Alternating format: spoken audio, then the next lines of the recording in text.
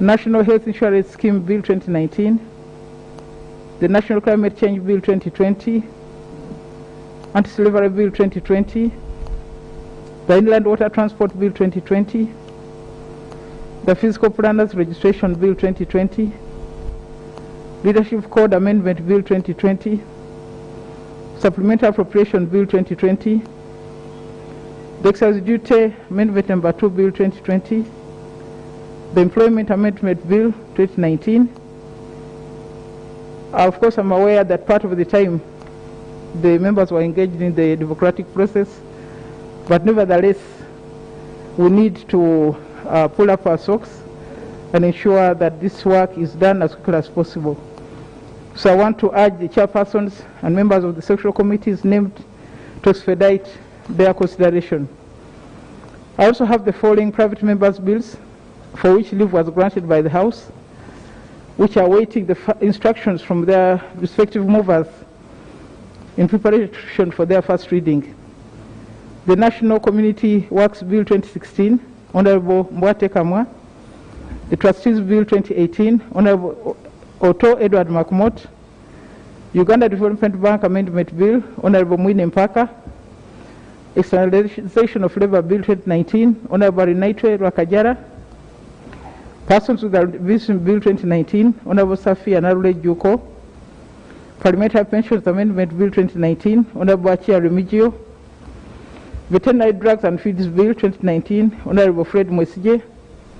Establishment and Management of Markets Bill, mover, Honorable Margaret Rabushaija. The Real Estates Agent Bill, Honorable Okot Otieno Richard. The Fish Amendment Bill 2020, mover, Honorable Anthony Okello. The Public Enterprise Reform and Investiture Repeal Bill 2020, mover, Honorable Michael Mawanda. The Human Rights Defenders Protection Bill 2020, mover, Honorable Leander Komakech. The National Legal Aid Bill, also by Honorable Leander Komakech. Succession Amendment Bill by Honorable Rosette Kajungu. Sexual Offences Bill 2019, Honorable Monica Moding. Constitution Amendment Bill 2020, Honorable Michael Mawanda. Constitution Amendment Bill number 2, Honorable Paul Mwiru. Constitution Amendment Bill number 3, Honorable Jack Odur Lutanya. The Patients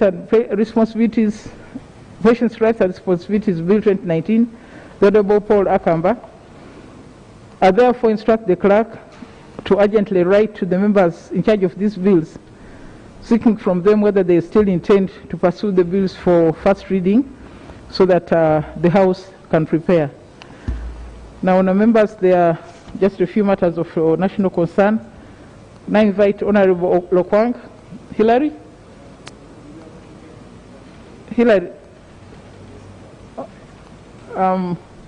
Let me get him first, then I come to you.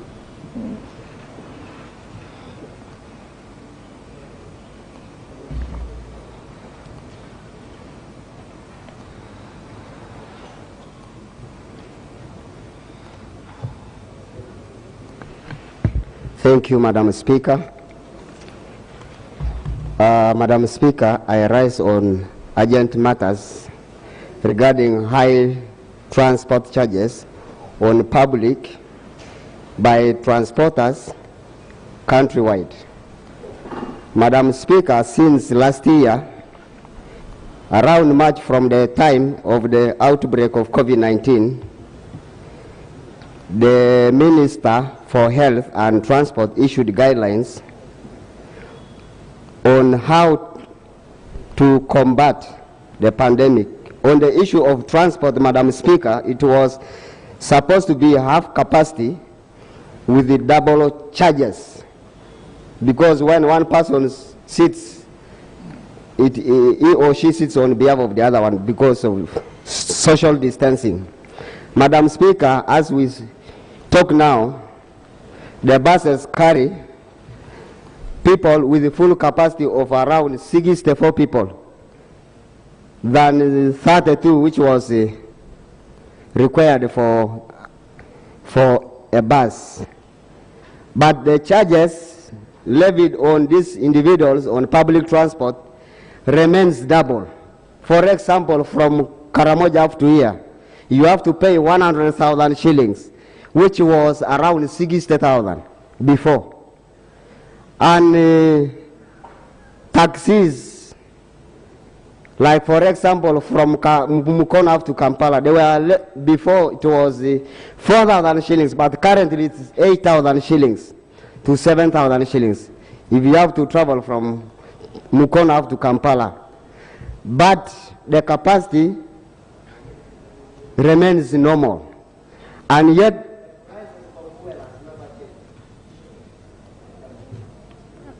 please, you're supposed to have only 2 minutes. I want to request the Ministry for Health whether they have lifted the ban, because it's like normal, but the prices remain high, and yet the prices for fuel has never changed. So they should come and tell us whether they have reduced the price, whether they have already, whether the guidelines stand or not, because it is like there is no one who is bothered to rescue the citizens who are being exploited by the transporters. Now very soon the schools are going to be open. Parents and guardians are struggling to raise money for the schools. The schools are now going to increase the money because they are trying to recover from effects of pandemic. You have raised your point. I think don't go into a debate. You want to know whether the Ministry of Health is aware that the numbers are still the same and the cost has gone high. Madam Speaker, yes. The Ministry of Health issued the guidelines that yes, it should be half capacity. Precisely. But now the transporters went ahead to increase the price, to double the prices for an individual who is boarding either a bus, a taxi, or individual transporting transports. Yes, that's what I'm saying, that you've made. So now, why are they still charging people double when the transport is normal? It is just full capacity, not a half capacity. Yeah. Thank you, Madam Speaker. Thank you. Minister of Health is here. Hope she'll be able to say something. I invite Honorable Samuju.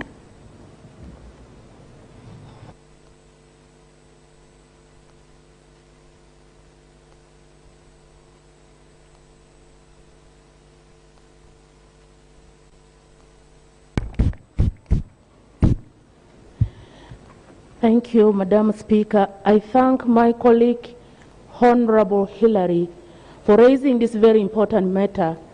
Indeed, it is true, since the onset of COVID-19, Madam Speaker, a number of guidelines and regulations have been put in place for the safety of the people of Uganda.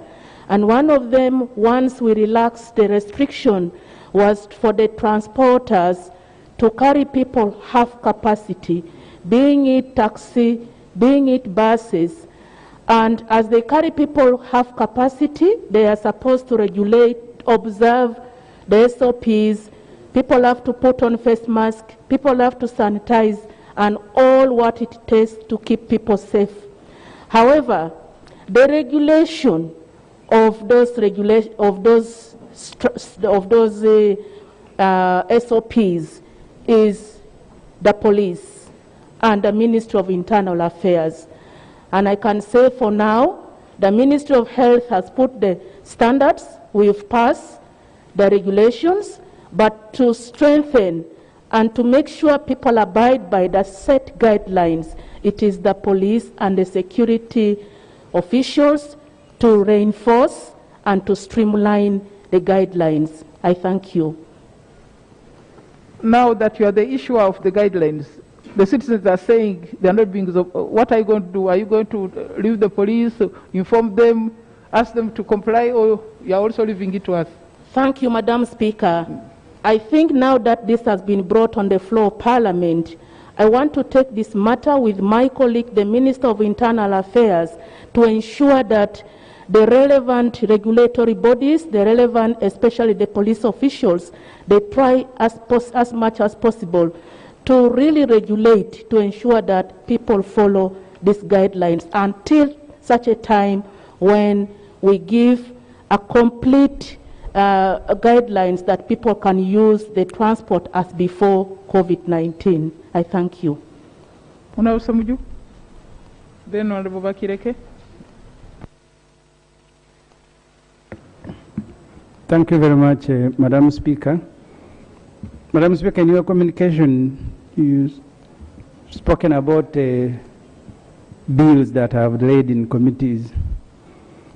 Madam, I am also seeking guidance on the urgent matters that you've given to committees of Parliament to handle.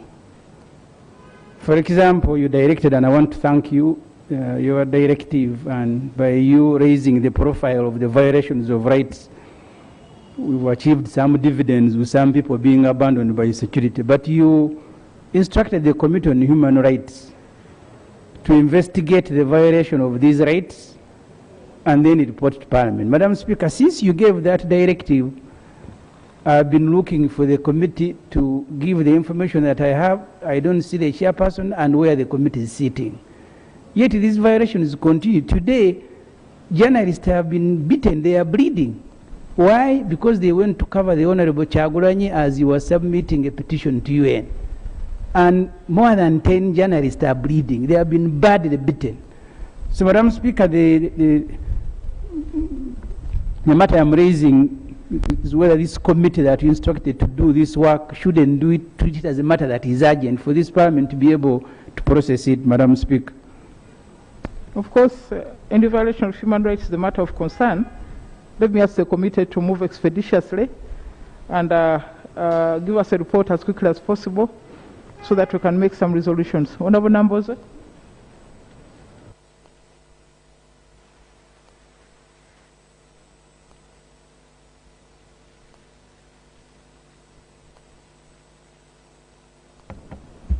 Madam Speaker, I raise on a matter of national importance concerning the reopening of schools that were closed due to COVID across the country. Madam Speaker, it shall be recalled that a year ago, the government of Uganda issued a directive for the closure of all institutions of learning and schools in order to curb the spread of COVID-19. Madam Speaker, after about a year, the Minister of Education has issued guidelines in relation to opening of schools.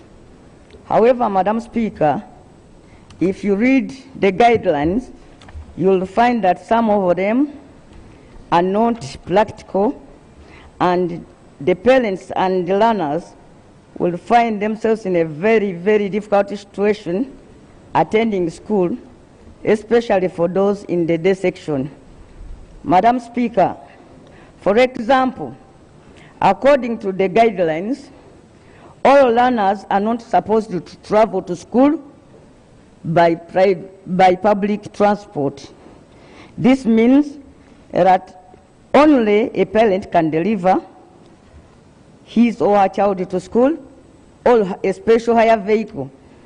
I imagine people in my constituency, for example, those sleeping in Seta cannot jump onto a taxi to come to Mukono to attend school, because under the guidelines that was disallowed.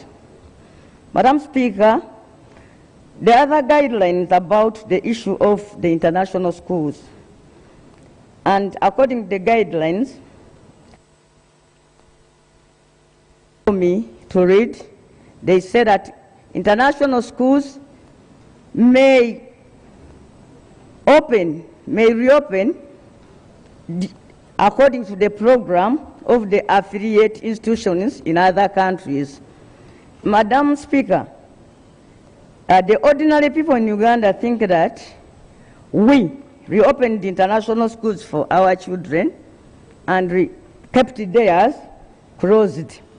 My prayer is that our committee, with your permission, Madam Speaker, that our Committee on Education sits to look at these guidelines and choose out those which are practical and the others that are not practical. And to Madam Speaker, that our committee works on this anomaly because we are equal before the law. Even if you go to international schools or Bishop Primary School, Mukono East, where I went, you remain a pupil, you remain a Ugandan, you remain a learner. So the issue is about having people gathering together, a number of them, even if they are at international schools. The issue should be about gathering and not giving some institutions authority to work, while those where the children of the poor go remain closed. Lastly, Madam Speaker, the headmasters, including one of Bishop Senior School Mukono, have accordingly issued the circulars to parents, but most of them have doubled or even tripled the school fees, claiming that they now face bigger expenditures with. Madam Speaker, all of us stayed home when there was lockdown. I don't know where the headmasters expect our people to get money. For example, in Mukono, all students have been told compulsorily to enroll for boarding section. The school, however, does not have facilities for boarding section. Since it was created, it has been operating as a day school. But today, all learners are by law required to enroll in the boarding section and pay a sum of 960,000 shillings to zero balance.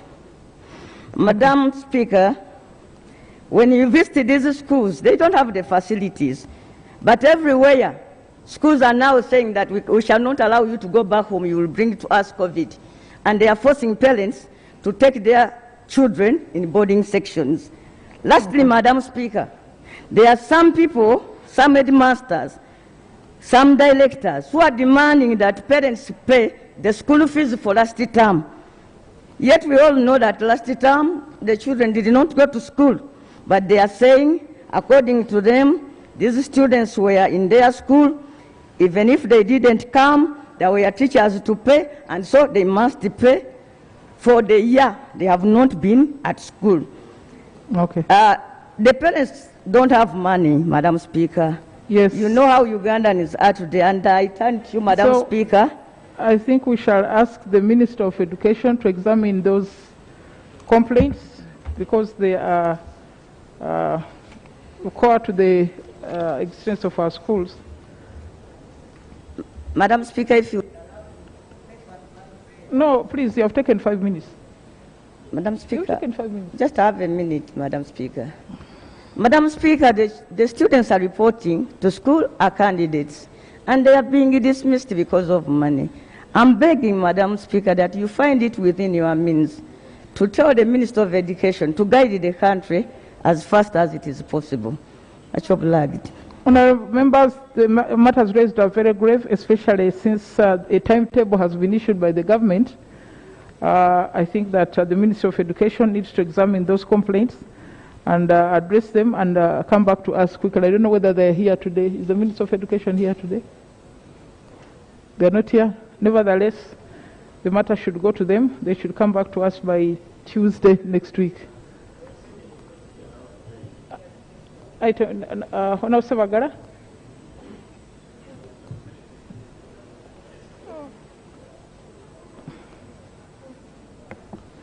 Thank you very much, Right Honourable Speaker. Right Honourable Speaker, the issue I'm raising is the issue of great national importance. Madam Speaker, we have a delay in as far as issuing driving permits is concerned. And many drivers are finding it difficult on roads. When you go to Face Technology, they tell you that they are waiting for materials. They don't have materials to print out the driving permits. And yet, when they are given temporary permits, the traffic officers on the road don't respect the temporary permits. And yet, many of these drivers have paid some of them wanted to renew, others are new drivers who have already paid their money, but up to now, they haven't issued them the driving permits. Madam Speaker, I request your office to intervene in as far as protecting the rights of these drivers is concerned, because for them they have done what they are supposed to do, but now the problem is on the side of First Technology. That is where the problem is coming from, and they are saying up to now they don't have material to print out the driving permits. So, Madam Speaker, that is my concern and the concern of many drivers who are being disturbed on the roads simply because they don't have genuine driving permits, yet they have already paid for them and they have not been issued, Madam Speaker. Don't know whether the Ministry of Works are here.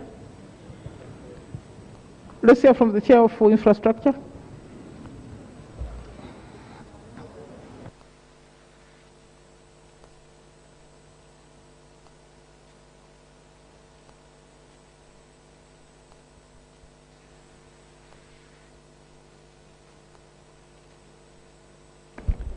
Thank you so much, Right Honorable Speaker, and my honorable colleague Latif Sebagala, for raising such a fundamental issue. Indeed, there is suffering in this area. However, in a meeting, in a committee meeting this morning, Right Honorable Speaker, with the Minister of Transport and her entire delegation from the Ministry of Works and Transport, we were informed that First Technologies is winding up their contract by the end of February 2021, this very month. And indeed, the ministry has published a public announcement to the effect that the new driving permits and any other renewals commencing the 1st of March 2021 will not be done by First Technology, but by the new company called Uganda Security Printing Company on behalf of the Ministry of Works and Transport. So we were told that this whole delay and disorganization is due to this transition, because even the venue, the location of issuing those driving permits, Madam Speaker, is going to change from Chambogo to now the Uganda Railway Corporation premises, effective 1st of March. I thought I should say that, Madam Speaker. Honour members, it is good because it is the House that requested that the government take over the issue of the driving permits. We are happy they have done it. But I think we need a transitional arrangement where the police can be told, allow this for to drive, because there are no driving permits until the 1st. I think it's important that they're informed about that so that our people can do their work. Thank you very much.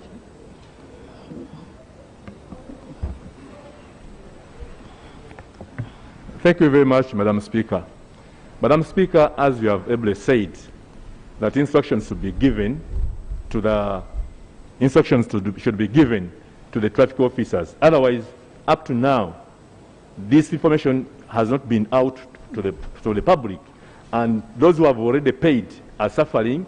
Their vehicles have been confiscated simply because they don't have driving permits, yet they have already paid. So I think, Madam Speaker, your instruction should really save the situation. Can we ask the Ministry of Transport to instruct the police traffic department that there is a transition and that these people should be allowed to drive until they get new driving permits, because they have paid, they're only waiting the paper.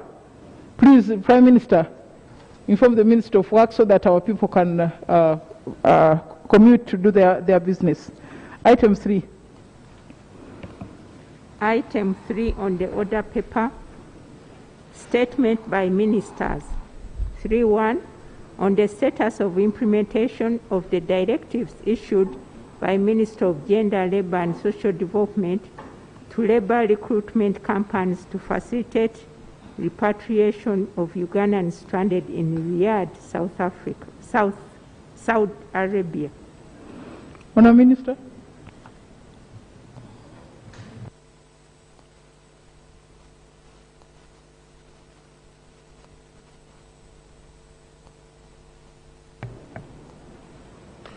Right Honorable Speaker, honorable members, as you may recall, on the 4th February 2021, the Honorable Chiwalia drew the attention of the House to contents of our letter dated 19th January 2021, addressed some recruitment companies.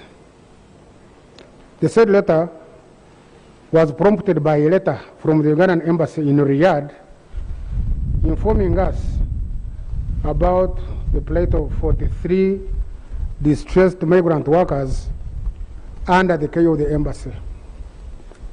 In our letter referred to, and it is as rightly pointed out by the Honorable Chiwalia, the Ministry had informed the concerned companies about the 43 distressed migrant workers at the Ugandan Embassy in Riyadh, Saudi Arabia, and the embassy was financially constrained to accommodate and feed them.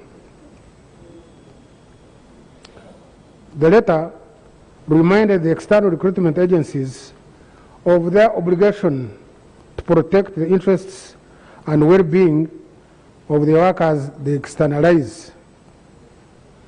Thirdly, our letter directed responsible external recruitment agencies to arrange with their foreign partners to facilitate repatriation of the affected 43 migrant workers. And lastly, our letter directed the concerned external recruitment agencies to update the ministry on measures they have taken on the matter before the 25th of January 2021. Right Honourable Speaker and honourable members, besides writing to the concerned recruitment agencies, my ministry met with the leadership of the Ugandan Association of External Recruitment Agencies, hereinafter to be referred to as UWERA, over the 43 distressed migrant workers. UWERA is working with her members to facilitate the expeditious repatriation of the said workers. In addition, between the 22nd and 29th of January 2021, UWERA fielded a mission led by the chairperson to Saudi Arabia to carry out on-spot assessment of the situation. Madam Speaker, having said that, permit me, in line with your directive of 4th February 2021, to update you and the House on the status of implementation of the directives issued by the Ministry to the external recruitment agencies to facilitate the repatriation of stranded Ugandan migrant workers, whoever they may be. Madam Speaker, all the concerned recruitment companies had by the 25th of January apprised the Ministry of the measures they were taking to facilitate the repatriation of the workers. Arising out of the interventions of the recruitment agencies and the Embassy of Uganda in Riyadh, 17 migrant workers of the 43 have been successfully repatriated. The Embassy has taken appropriate measures to facilitate the exit of the remaining 26. However, their return has been delayed by limited flights as a result of a Saudi government ban on flights to the United Arab Emirates and Egypt, which are the key transit destinations for Ugandans from Saudi Arabia. The ban is part of the Saudi government COVID-19 containment measures. The challenge of labor migration management goes beyond the 43 migrant workers who are subject of discussion today. Accordingly, and in order to keep us all informed, allow me also to update this August House on a number of steps which are being taken to make labor migration more safe, more regular, and more productive. The majority of cases of displaced Ugandan migrant workers have been domestic workers, as indeed this Honorable House has noted before. While the Ministry will continue efforts to protect the rights of domestic workers, we are of the view that the share of unskilled workers among Ugandan migrant workers in the Middle East should be gradually decreased. Accordingly, the Ministry is developing a program of supporting youth to acquire the necessary training and internationally recognized certification so that they can increasingly access more skilled jobs in hotels, construction, information technology, industries, etc. in the Middle East. Right Honourable Speaker and colleagues, the Ministry has also established that the majority of the workers who get into problems with their employment relations in the destination countries are those who are unskilled, and going forward, the Ministry will make a case to Cabinet and this August House on the need for the government to appreciate the importance of skilling in realizing successful and productive placement of Ugandan migrant workers abroad. Madam Speaker, it is well known that for an export to be gainful to a country, it must not be raw. It should be processed and of high quality. Accordingly, for Uganda to optimize the benefits of her migrant workers abroad, just as it is the case in some countries like Philippines, the government of Uganda must invest in pre-departure orientation and training of young people destined for work abroad. With the necessary resources available, professional training institutions in various vocations, for example, in beauty therapeutics, the use of domestic and commercial tools, airport ground handling machinery, construction machinery, etc., will be licensed or accredited to train the youth before they are taken abroad. The pre-departure orientation and training will also cover aspects of destination languages as well as cross-cultural adjustment. I therefore appeal to you, Madam Speaker, and honourable members, that when time comes and we call upon you for more resources, come to our aid and support. Furthermore, the Ministry is going to strengthen its mechanisms for monitoring migrant workers in Uganda and abroad.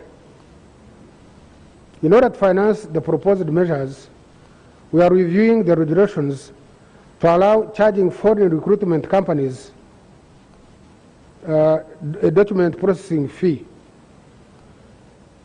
This is a non-tax revenue. This non-tax revenue will be paid into the consolidated fund and appropriated by Parliament to the Ministry of Gender, Labour and Social Development and the Ministry of Foreign Affairs to support the improvement of labour migration management.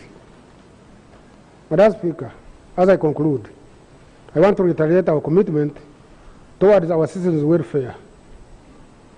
Migration is a human right. And honourable members, I have said this before.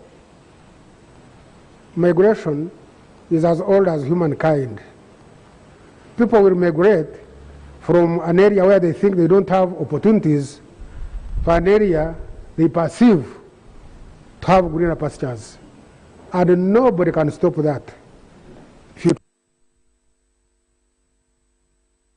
a way of beating whatever regulations.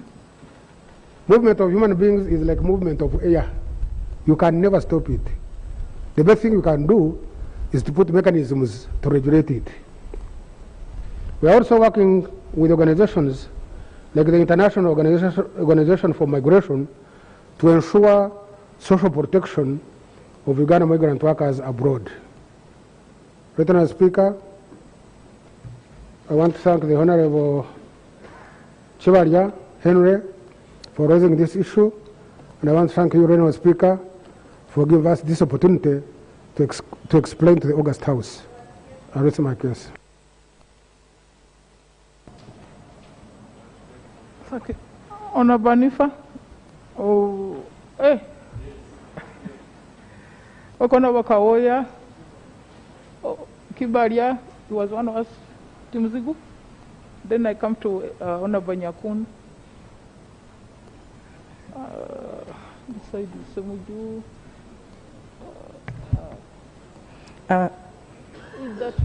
Thank you so much, Madam Right Honorable Speaker. And I want to thank the Honorable Minister for the statement that he has just given us.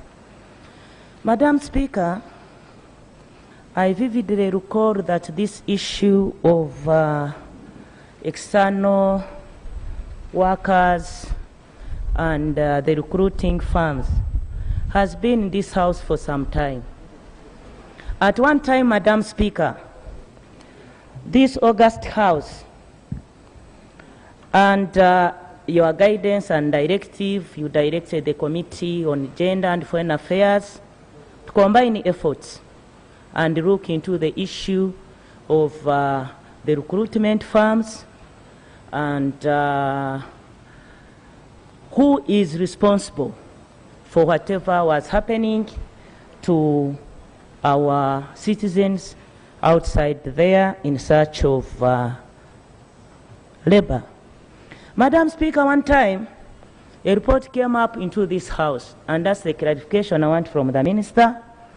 And the Minister that time promised us he was going to go into many countries, especially the Asian countries, where indeed he went.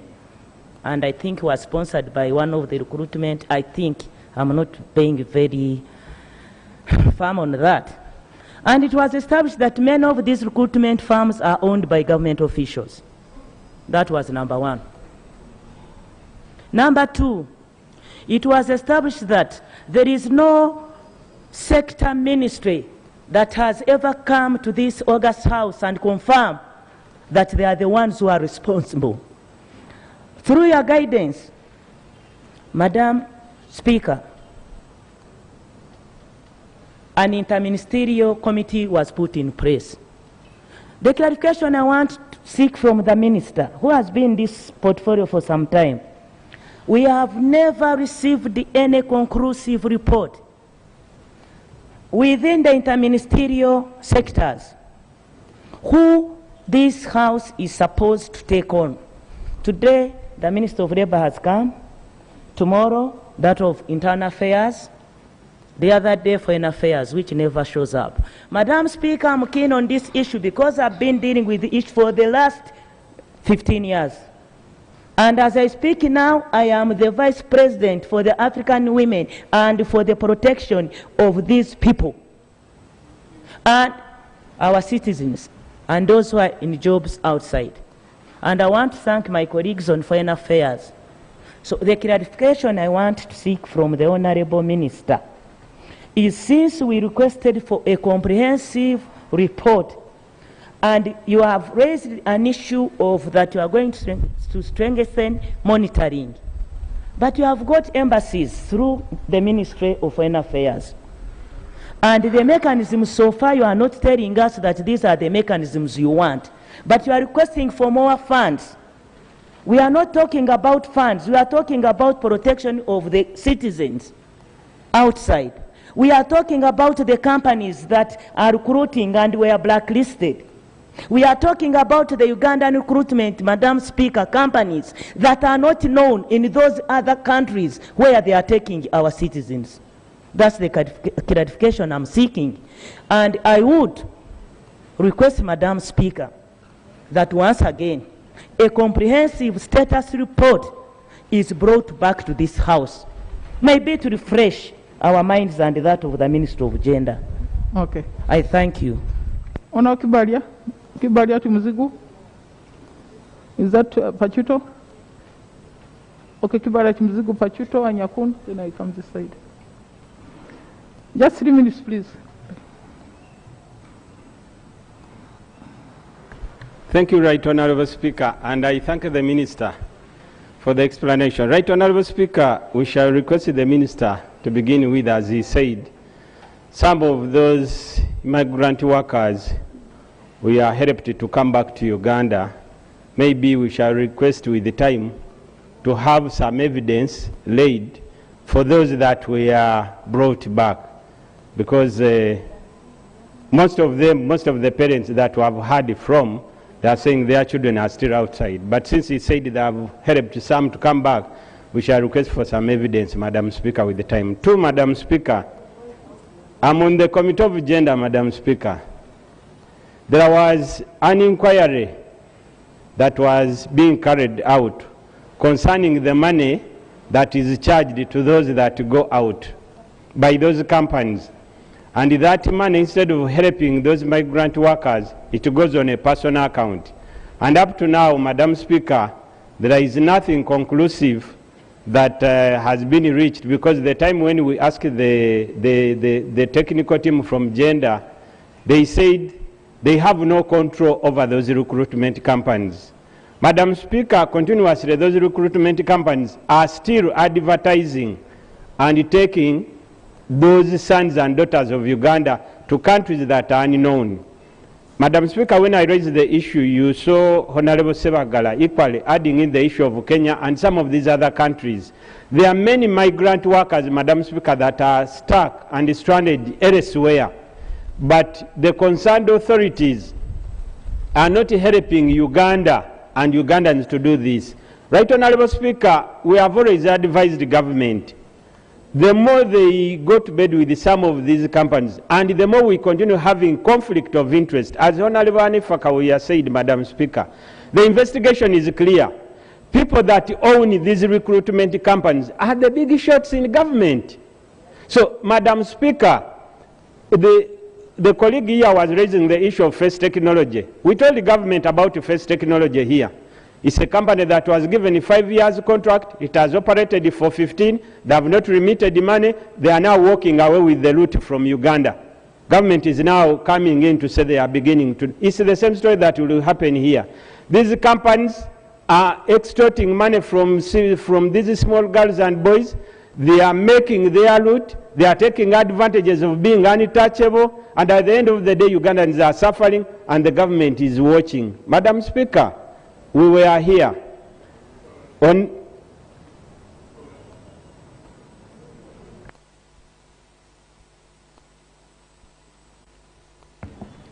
Thank you very much, Madam Speaker. Thank you very much, colleague, for giving way.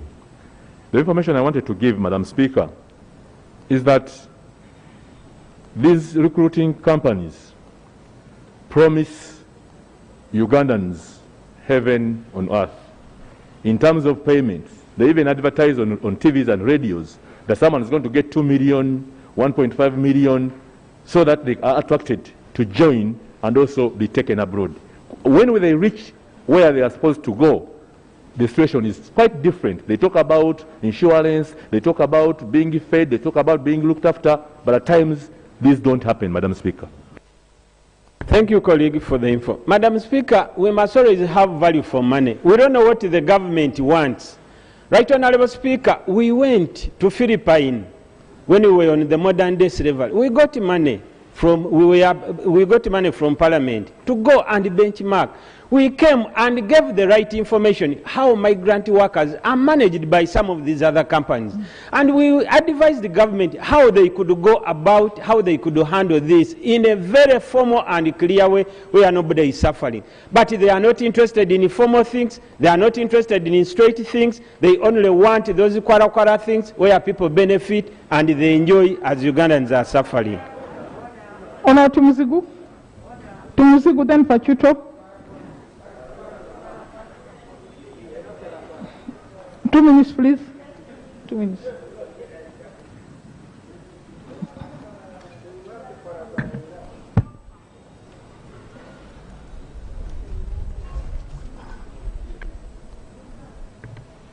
Thank you, Madam Speaker. And the Minister, I'm so happy with your report. I want to add my voice on my colleagues who are really proposing better solutions for our people who are working abroad.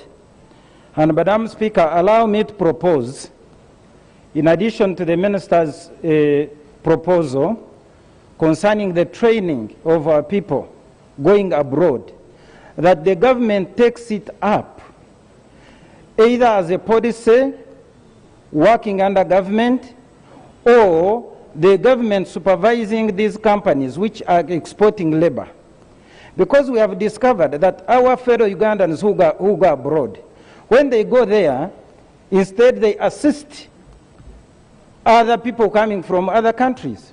They tell us that the jobs they are given are odd jobs.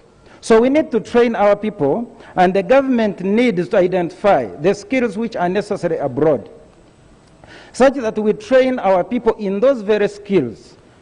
In that way, we shall improve their value, such that when they are going abroad, they are not mistreated the way they are being mistreated now. My thinking is that those people are being mistreated simply because they are not indispensable. If they can not get such people from Uganda, they can get them from another country.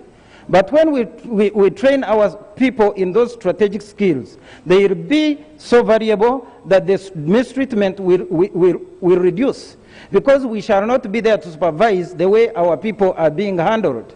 So what we have to do is to prepare them from here.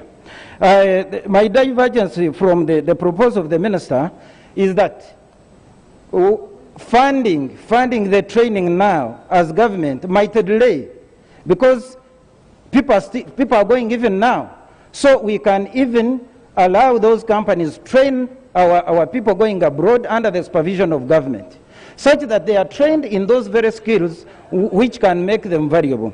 Lastly, that will improve even the value of the remittances we are getting from abroad, because now they are paid as casual laborers.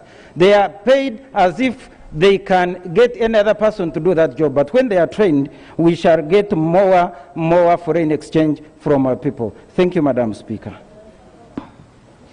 Una Pachuto? Pachuto then Nanyakun? Oh, more people are coming up? Okay, I've seen you. Onabasamo, Ababiku, I've seen you. Let's get this and then I'll close with you. Thank you, Right Honourable Speaker. And I want to thank the Minister for the report. Right Honourable Speaker, it is a known fact in Uganda that unemployment is one of our biggest problems, and mainly affecting the young Ugandans.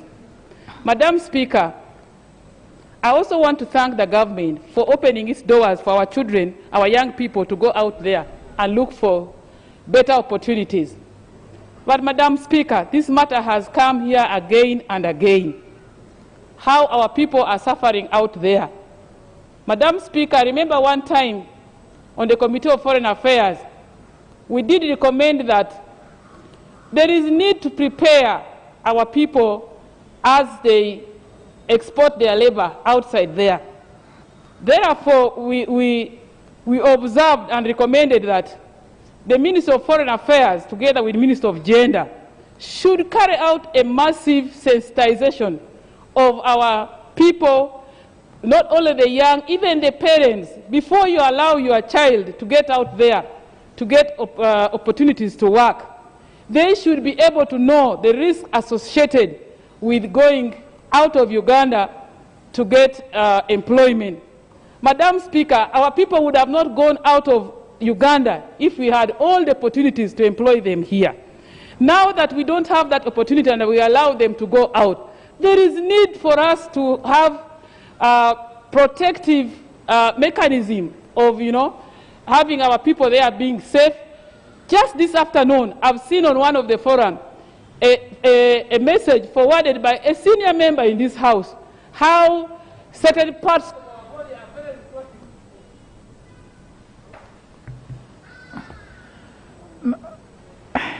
Honourable members, please close.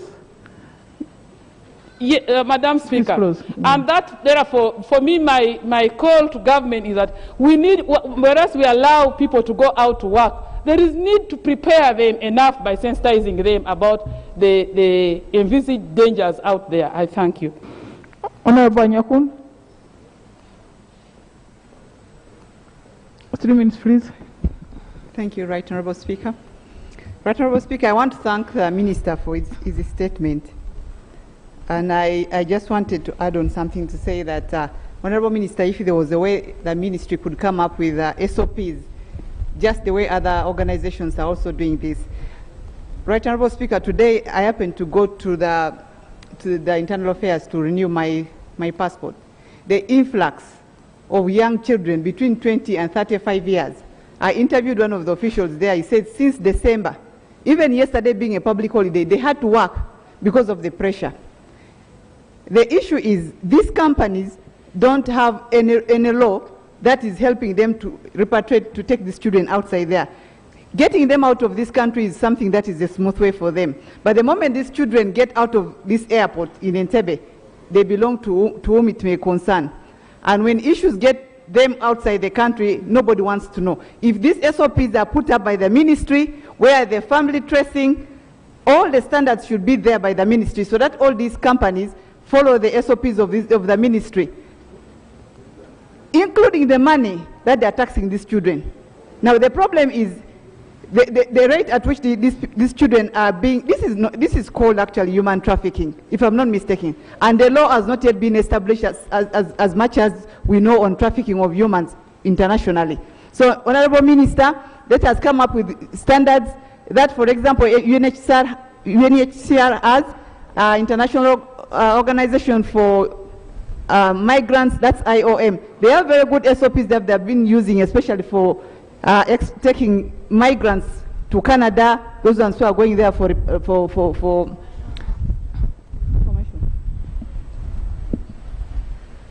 Honorable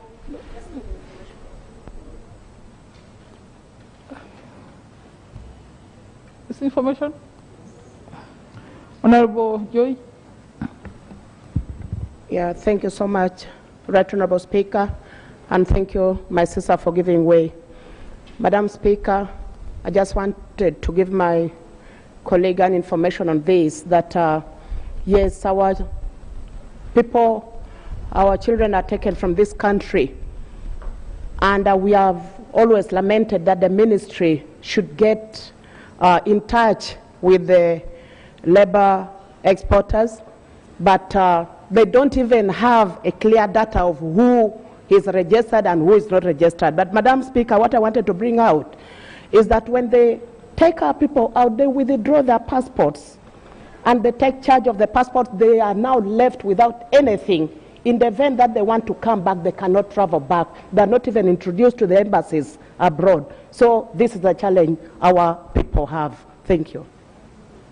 So, Right Honourable Speaker, what I was trying to say, if we come up with these SOPs, we shall have this kind of a center place where the records of these people, so that if they have issues when they're outside the country, family tracing can easily be done through this kind of system. But as long as we don't have this kind of system, we shall continue losing our organs outside there, because we will not be knowing whose daughter and child is outside there. They will only be sending us dead bodies. Every time we sit down as members of parliament trying to solicit money to send to someone who is going to help us to repatriate the body of a particular Ugandan, and when the body arrives in Uganda, again family tracing of that body becomes a problem. And that means we are not responsible as Ugandans. Let there be SOPs for these organizations. Thank you very much. Honorable, I think it was Semuju. Now, honour members, I have a feeling that the government is too proud to acknowledge that we do not have enough employment. They are too proud to acknowledge that we need to do it officially.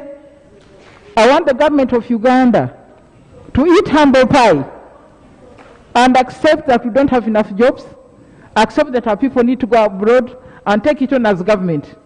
Our people are suffering because of dealing with individuals and small companies. Yes, Honorable Semuju.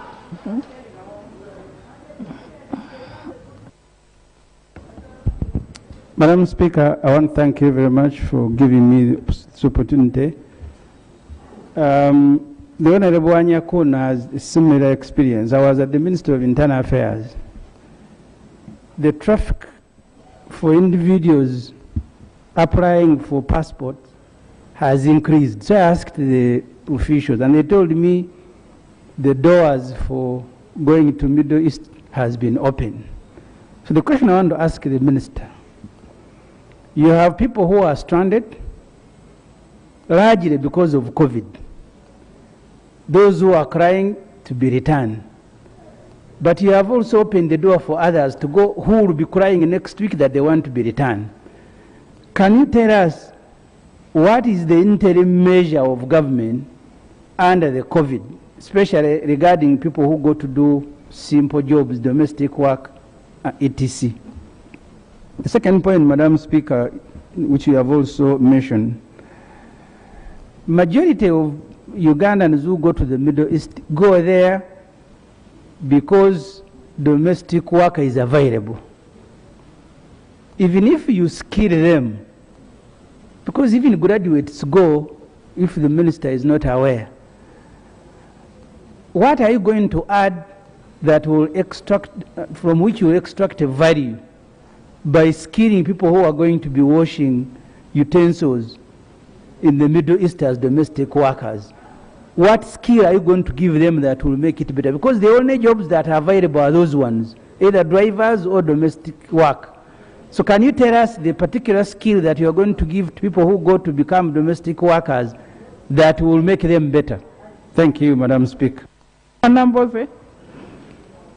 Also, Honour Minister, you know we had an argument with your predecessor about domestic worker in that agreement of Saudi Arabia, where I said it includes all jobs, doctors, accountants, but we objected that definition, and we had asked you to make sure they define it properly. You cannot say that domestic workers are doctors and accountants and this and that. There's a problem there. I hope you can solve it. Honourable Namboze. Thank you, Madam Speaker. Madam Speaker, in our rules we have a rule which provides that if anybody has interest in a matter, that person should declare the interest before he or she handles that subject in Parliament. I was therefore waiting for some of us to stand up here and declare their interest in this matter. That's why, Madam Speaker, I propose that we may have to institute a commission of inquiry in this matter, because the very people who bring reports here are the very people who own the labor export companies. But, Madam Speaker, apart from sanitizing evil, what we are facing is modern-day slavery. The issue to do with labor export companies is wrong. These are slave traders. Madam Speaker, it so happens that Busoga and Buganda contribute the majority of these girls who travel to the Middle East for work. They are bought, some of them, in markets like goats. One time our ambassador in Dubai told MPs who were visiting that these girls are sold in the markets, and in 2 weeks' time they had recalled her from her job. Madam Speaker, if you put up a telephone line and you get messages from these girls, you can really get to know the problem we have as a country. 2, the men are taken for military training in Afghanistan and all those countries where we have terrorists. They are equipped. After 4 years, their contract is renewed only once. After 4 years, they are brought back here. These are military men, veterans. Some of them have even lost part of their bodies, and there is no way, we have no preparation whatsoever for their rehabilitation. But if you talk about those who go for security work, most ministers there, Madam Speaker, will say, speak slowly. You see, the exporter or the slave trader is a first whatever, a first Simanyivichi. Madam Speaker, last time you ordered the Committee on Gender to investigate this matter. I did appear before that committee and Honorable Segona. I don't know what happened. I gave them all the documents talking about the person who exports here military men, slaves. to go and act as human shield when Americans are at war. The committee, Madam Speaker, up to now, did not bring the report. I am appealing to you, Madam Speaker, that the chairman of the Committee on Gender comes and tells this House, where is the report? How many more people did he talk to? And where did these investigations end? Thank you, Madam Speaker. So, Honorable Salirwa, and then I'll get the chair and some Honorable Samu. Chair, please wait. Take a chair and wait. Honorable Salirwa. Thank you very much, Right Honourable Speaker. Right Honourable Speaker, I want to find out from the Minister whether the Ministry is privy to the contracts that external recruitment companies have with the various Ugandans that seek to go get jobs abroad.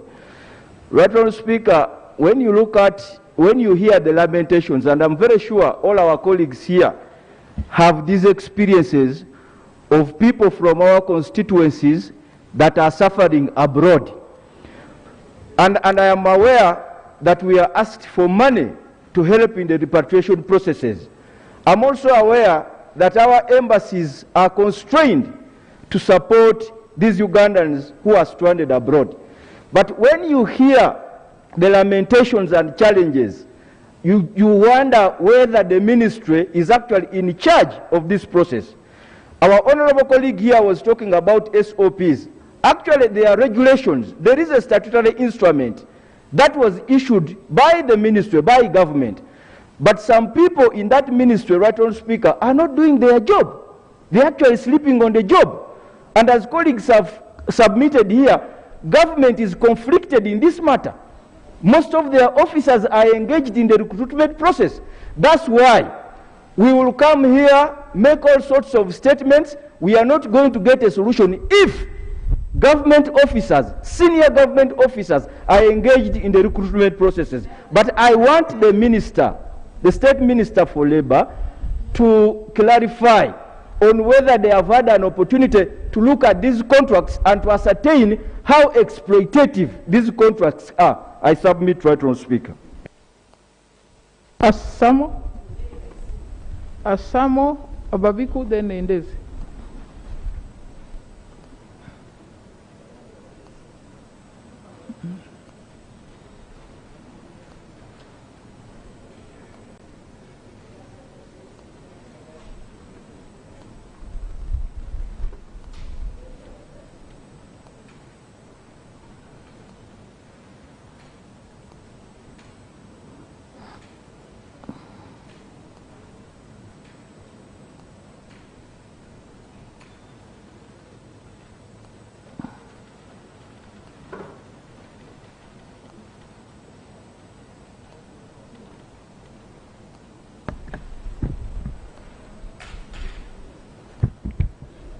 Thank you, Right Honourable Speaker.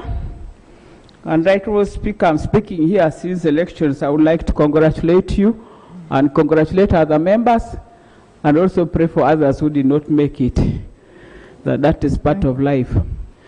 Madam Speaker, I want to say that the issue of external recruitment will not be a bad issue because we don't have the jobs for the young people. And I want to say that it is not all of them, especially the female gender, which is suffering. The male ones somehow are cushioned, and sometimes we talk to some of these young people. I've been lucky to be in the Committee of Gender, Committee of Foreign Affairs, and on equal opportunities. Right Honourable Speaker, we don't have a structure which could bring the issues of knowing who are these young people who go out. We don't have funding whatsoever to our missions abroad. We have met young people stranded in the missions. I will tell you, even in just Kenya here, you get over 25 children packed in a room because the ambassador has nothing to do. We got people stranded in Nigeria. We got people stranded in Denmark one time, one young girl, and we had to collect our own money to make this girl travel. So, Madam Speaker, the issue is bigger than the Ministry of Gender. And I want to ask the Minister to be sincere, to come here with a structured thing. We are aware that you have improved to come up with agreements with some of these recruiting agencies.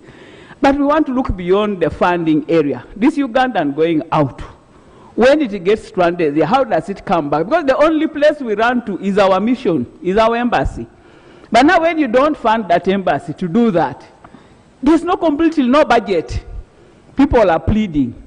So, Madam Speaker, now that COVID came for the whole world, where were our children going to run? They were running to their missions, and the missions' hands were tied, and they could not repatriate back the young people. And Uganda itself, the leadership, we don't have what to do to our people. The agencies, some of them were also affected by COVID. I think it's a bigger thing than lamentation, and I think it's a lesson that government begin thinking of bigger things, because we don't have the jobs here, but people have to work. And we want to say that this is not a bad thing. I have seen some young people, Madam Speaker, who have built houses out of such recruitment. Some of them have come back and they have maybe bought their motorcycles, they are building something. But I think we need to look at what is the challenge, what is the problem. And government critically, you need to think about this human. No, Jessica? I just want to beg that we look at it at a bigger picture, and at an appropriate time, Madam Speaker, let the ministry come here with a detailed procedure of what is their proposal, and then Parliament can agree on it, and then later talk about funding. Thank you so much. Ababiko? 3 minutes, please.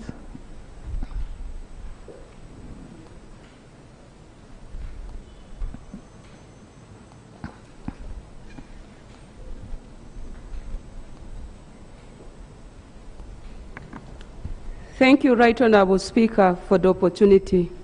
I want to thank the Minister for the position presented.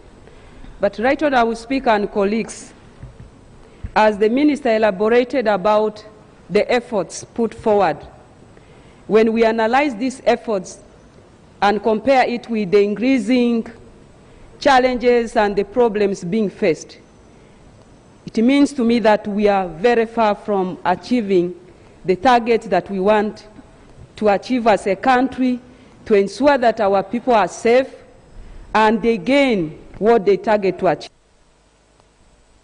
Speaker, I request that instead of moving cycles, saying that they are government agencies, maybe individuals or companies operating this business, and they are the ones causing hurt to our people, we need to bring the list here, Right Honourable Speaker, because it is generating a lot of suspicion, and in this manner we shall not be able to come with specific remedies. We also need this list because we shall be able to address our specific challenges to these agencies, over which we shall be able maybe to come with better solutions. Therefore, I'm proposing, instead of deliberating this matter in a suspicious manner where people are not pointing out these agencies or companies, Right Honourable Speaker, the ministers will help us to bring this list to the House, so that when the Committee of Gender is going to handle this matter further, we'll be able to interact with these specific agencies and raise specific concerns of this House. To Right Honourable Speaker, the minister talked about training those who are being prepared to leave the country. Right Honourable Speaker, to me that is the secondary step. The preliminary steps will be telling the entire country about the pros and cons of going outside Uganda. Because most of our people are desperate. Therefore, they are being duped. Because of the desperation, Right Honourable Speaker, these people get recruited with the hope of getting better opportunities, which to a certain extent does not come to a reality. Therefore, I pray that Ministry of Gender and all of us should join in sensitizing our people. But as we do that, Right Honourable Speaker, government should come with a clear strategy on how to ensure the safety of these people if they will be using the formal channels. After leaving the country, what happens? If I'm already in another country, I have been supported by my country to leave, but what happens there? Who is going to ensure my safety? Who is going to ensure the safety of my properties? Therefore, Right Honourable Speaker, this is a very big challenge to this country. Adjuman district is one of the districts affected. There were 2 cases. I failed to manage them because they were already duped. They were desperate. I was counseling them about the disadvantages of going there without following the formal processes, but they could not listen to me. Therefore, Right Honourable Speaker, telling the truth to this country about the pros and the cons is my first prayer to the ministry and to all of us. Thank you so much. Honourable Ndezi. Ndezi, and then we close Sevagara. Honourable Ndezi. And then after that, the minister.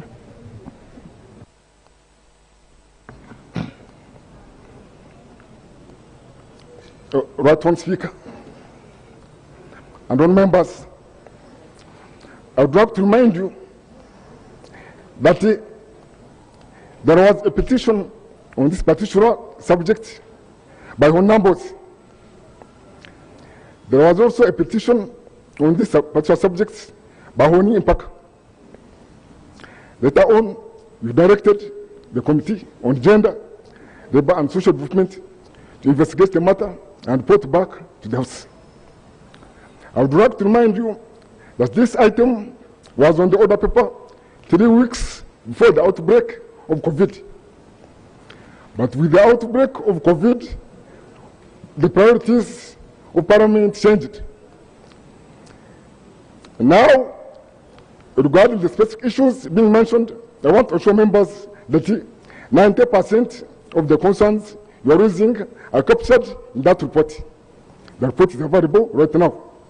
I'm saying 90% because 10% relating to COVID situation was never anticipated at the time we are compiling our report. Therefore, Right Honourable Speaker, our request is that you give us some 2 extra weeks for us to go and polish this report and take into account the element of COVID-19. Then we bring the report here for a comprehensive debate on the subject. Thank you so much. Thank you, Honourable Ndezi.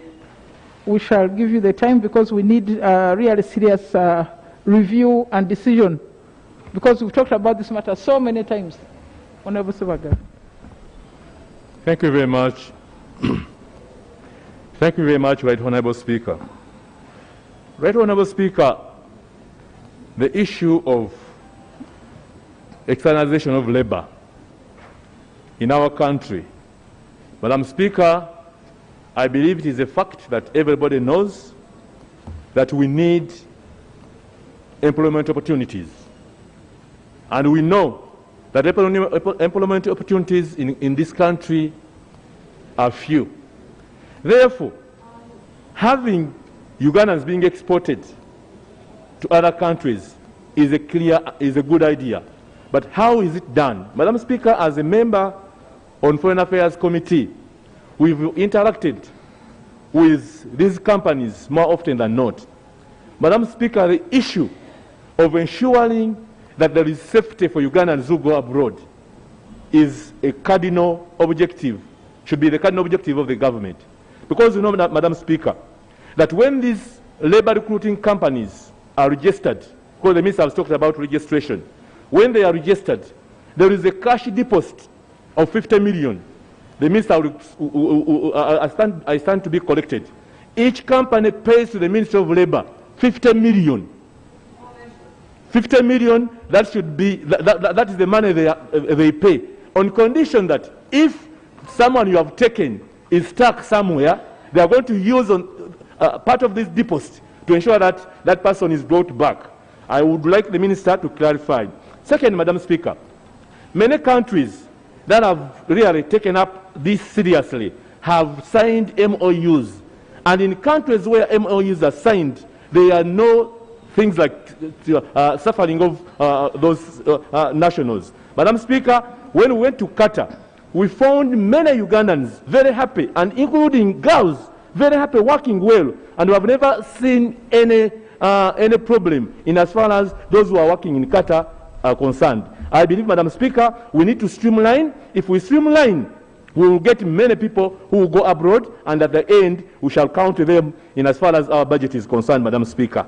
Madam Speaker, finally, I will request that those who are being recruited, those recruiting agencies, Madam Speaker, what they tell Ugandans that they are going to get ABCD is not in conformity with what is on ground. And the onus is on the Minister of Gender to ensure that they look at these contracts, to ensure that all what is being stated in the contract is fulfilled, Madam Speaker. Thank you very much, Madam Speaker. Any closing remarks, Minister? Minister for Gender, do you have some closing remarks?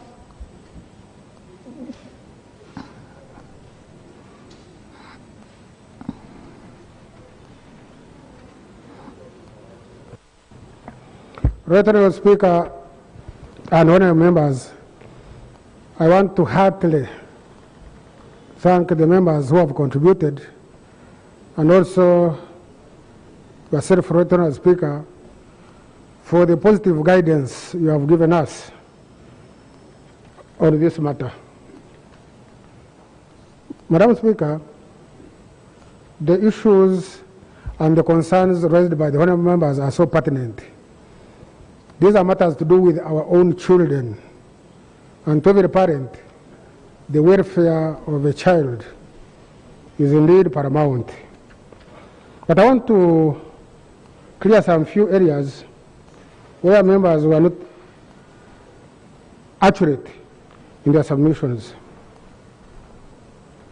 The Honourable Anifa Kawoya was decrying the plight of the workers and saying that it looks as if there is nobody who is responsible for what is happening to our people outside.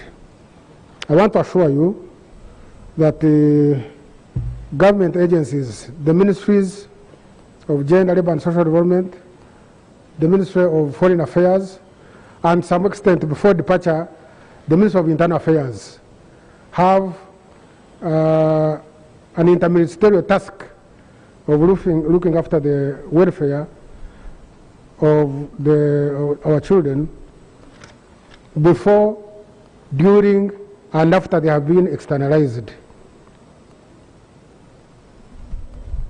You are right to say that the embassies are not properly equipped and facilitated to handle all the distressed companies. In the regulations we have told you, that issue and others, so many others, are addressed, and we think when they have been passed, most of the issues honourable members have been raising will be covered. And I was proposing that because of the wide concern the Honourable House has, when the Solicitor General approved these regulations, I think we shall lay them before Parliament so that Parliament can have an input in what we are doing. Honourable Chiwaria, you want evidence to be laid on the table regarding those who have come. Yes, we shall oblige. We shall bring the evidence to this House so that you can verify what you are saying. There was inquiry about the money which is being charged. I think that inquiry was by Parliament. I hear the report has not been submitted. But as far as we are concerned as a ministry, we saw some flaws in that activity.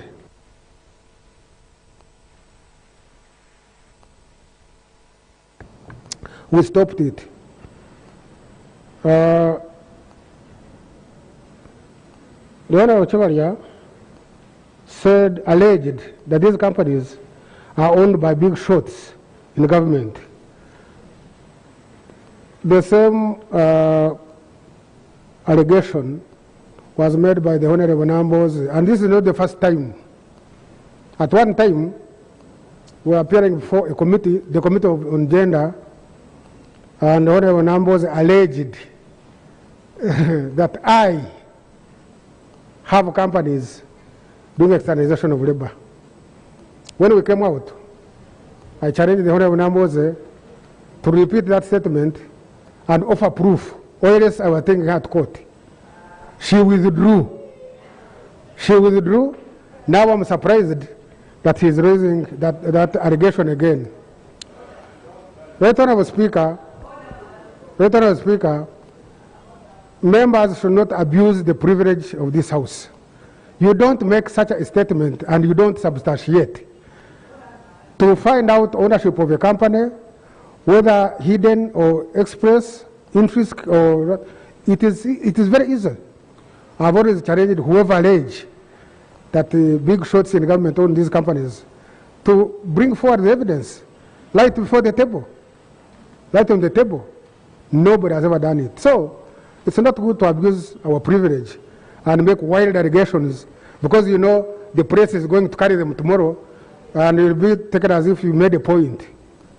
I want to assure you, Right Honorable Speaker, and all the members, that to the best of my knowledge, none of the labor exporting companies is owned by a person in government. And for that matter, I want to assist you. Some member had demanded that we provide a list of all the externalization of labor companies. Right Honorable Speaker, it is my pleasure to lay on table.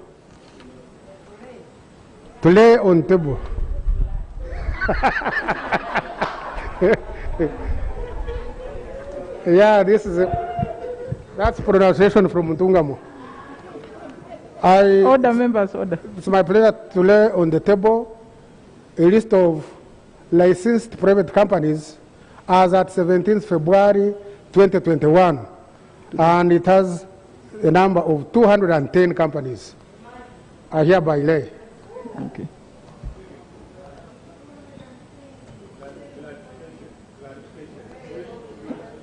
Let him finish. Whatever. No, please conclude. We have got other work. Please. Yeah, Honorable Samujungada, yes, there are people who are stranded, yet others are going.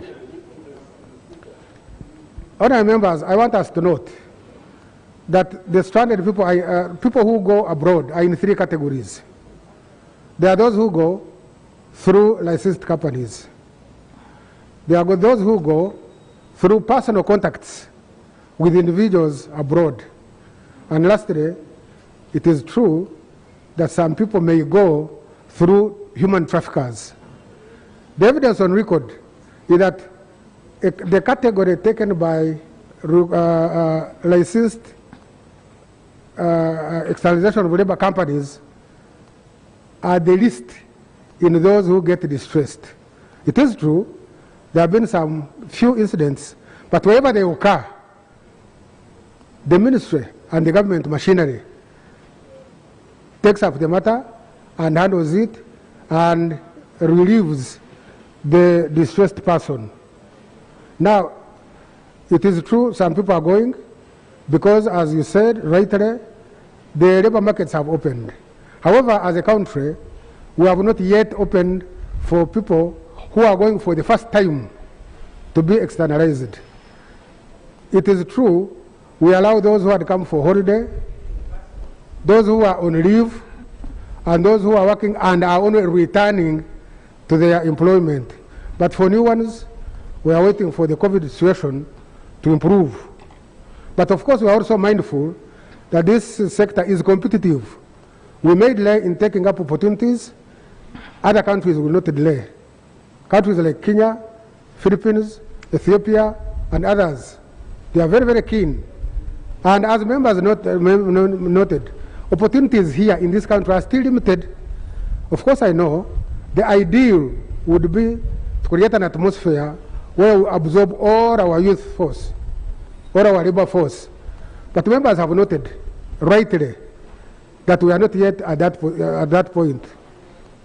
We cannot, as of now, absorb all our labor force who are qualified to join the labor market. Therefore, the important thing is to put in place a mechanism to ensure that we regulate the sector.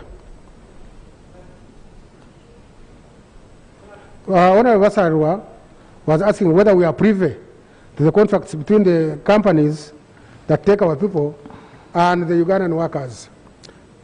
It's not a question of being privy only. It's a mandatory requirement. Before any company externalizes our workforce, the Ministry of Gender, Labour and Development looks at the terms of the contracts and actually engages in negotiating the contracts. It's a mandatory requirement, and nobody externalizes Ugandans without us knowing what is going to happen. However, I must say... No, member, allow the minister to respond. Those are issues raised, please. I must say that whereas that provision is there, some errant companies have breached the contracts, and where that has happened, we have brought the companies to book.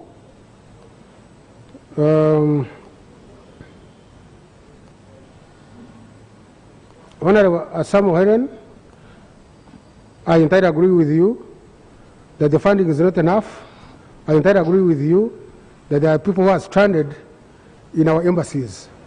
Now, the measures we want to put in place, the measures we have put in place in our regulations and in the new policy are meant to address all that. Honorable Abiku Jessica, yes, the list I have given you. Honorable Sebagara, you are right, opportunities in Uganda are still limited. But what I want to correct you is that the 50 million shillings you have talked about is not paid to the Ministry of Gender. It is just a bond, it's a security, it's a guarantee given to the ministry by a financial institution. We don't get the cash. A bank or an insurance company or any other financial institution gives a guarantee for the enforcement of the requirements under the social instrument. We get that money, and sometimes we apply it whenever need arises. Madam Speaker, honourable members, I thank you so much. Okay. As I said, maybe it is important that our new strategy, our new policy and regulations should be brought to this House for you to appreciate and participate in what you are doing. But I'm assuring you that when they are through, the issues you raised rightly will be handled. I thank you so much. Honourable members, the Chair for Gender has requested for a fortnight to complete their report and to incorporate the impact of the COVID pandemic on the externalization of labour. So we want to give him those 2 weeks, but to ask him to really work during that time and complete this so that we can address this matter which has been so troublesome to this House and to the country. Now, members, earlier we talked about the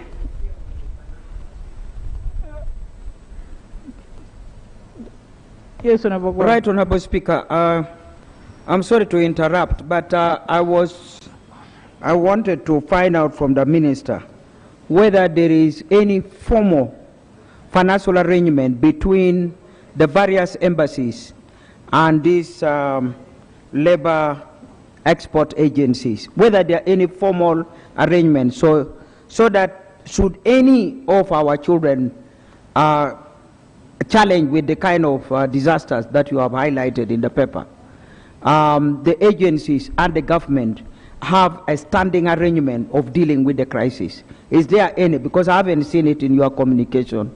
And secondly, Right Honourable Speaker, I think the minister should also look at the recommendations that were given by Parliament when we discussed this matter earlier, so that when he comes back, we want to be sure that you have actually lifted those areas and demonstrate to this Parliament that you have actually taken action and implemented the recommendation that were given earlier. I thank you, Right Honourable Speaker.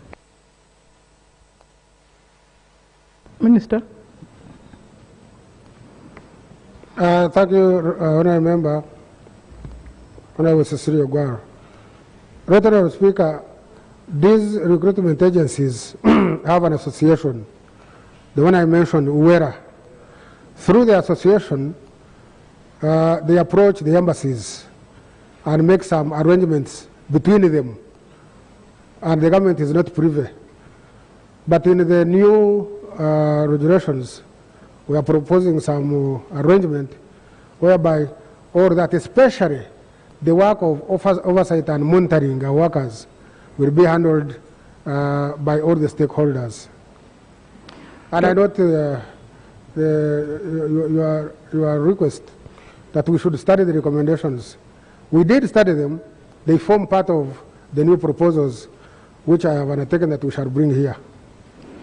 Okay, Minister, you can see it will be very important for us to look at the regulations together, so I hope we can lay them as quickly as possible. Now, on the members earlier, we talked about the need for the Committee on Human Rights to expedite their report, but I've also received a petition from the Uganda Young Democrats on the deteriorating political environment and violation of human rights. In particular, they claim police, the army, and the CMI are in breach of Articles 22, Article 24, Article 25, no, Article 28, Article 29, and Article 44 of the Constitution. I refer the petition to the Committee on Human Rights also to handle and report back quickly. Let's go to the next item. Item 3.2, statement on investigations into the cause of a fire that gutted the palace of Damusinga of Rwenzururu on 26 January 2021, despite the presence and watch of armed security personnel. Is Minister of Defense here? Prime Minister?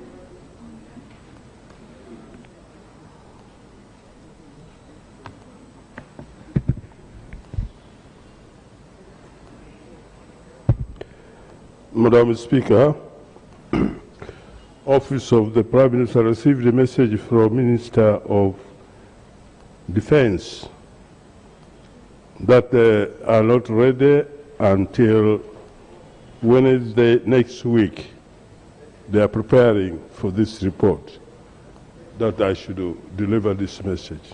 Okay, matter will be reflected next week's order paper on Wednesday. Item 4. Item 4 on the order paper, laying of papers. 4.1, the annual report of the Petroleum Authority of Uganda for the period 1st July 2019 to 30th June 2020. Minister of Energy.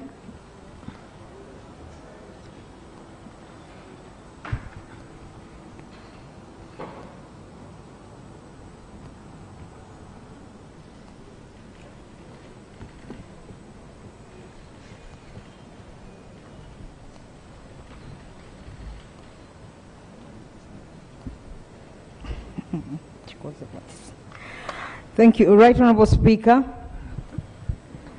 I beg to lay the annual report of the Petroleum Authority of Uganda for the period 1st July 2019 to 30th June 2020. Honourable members, to send to the Committee of Natural Resources for perusal and report back. But honourable members, as I indicated some time back, I think that in the 11th Parliament, we may need to consider another committee to deal with annual reports, because we have not been able to meet that obligation, except in 1 or 2 sectors, and it's not reflecting well on us. I had asked the Rules Committee to examine that situation and see how it can be improved. Item 4.2. Item 4.2 on the order paper, the Uganda Communications Fees and Fines Regulations 2019. Minister for ICT.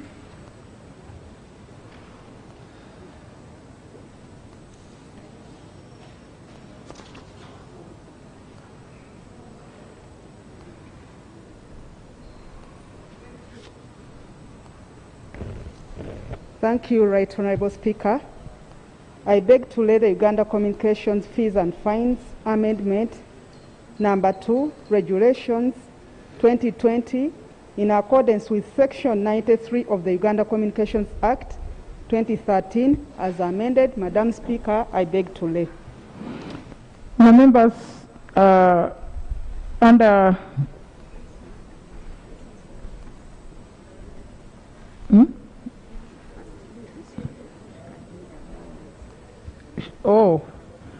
Minister, I understand you're supposed to first lay the regulations and then propose the amendments.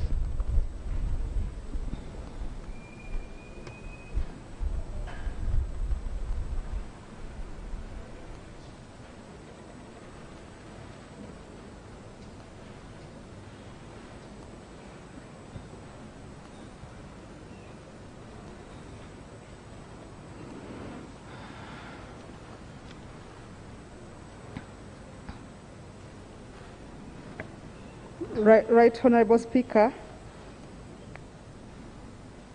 Right Honourable Speaker, I've also been advised to lay the first copy of the fees and fines that were laid. Then Parliament directed us to go and work with the people who had petitioned Parliament over the fees. But this is the earlier copy, the Uganda Communications Fees and Fines Regulations 2019. I beg to lay, Right Honourable Speaker. Noted. Now, honourable members, under the Uganda Communication Amendment Act 2017, Parliament is given 30 days to review and, if necessary, revoke the regulations. So the Committee of ICT is hereby implored to quickly review those regulations and report back within 30 days. If they do not, the regulations will come into force automatically. Thank you. Let's go to item 5. Item 5 on the order paper, Bills Committee stage, the National Social Security Fund Amendment Bill 2019. Honourable members, you may recall that we had substantially handled that bill. There were only a few clauses which have been outstanding. Would really want to complete them today. So let's go to committee stage.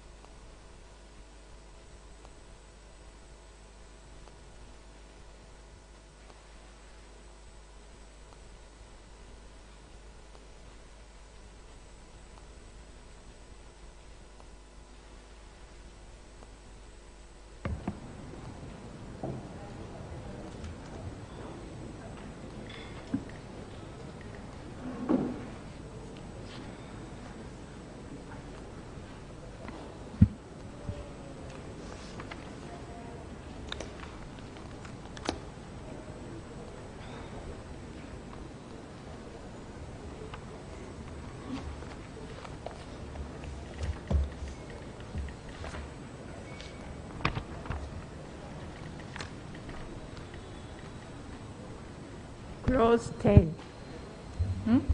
Clause 10. Oh, it clause 10? Yes. Is that where we stopped?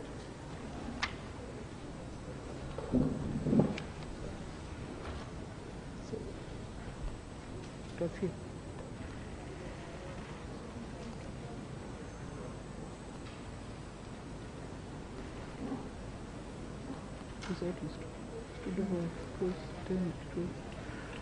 Okay, honourable members, just to refresh colleagues, we stood over clause 10, clause 12, clause 13, 14, 15, 16, 17, and 18 of this bill. Clause 10.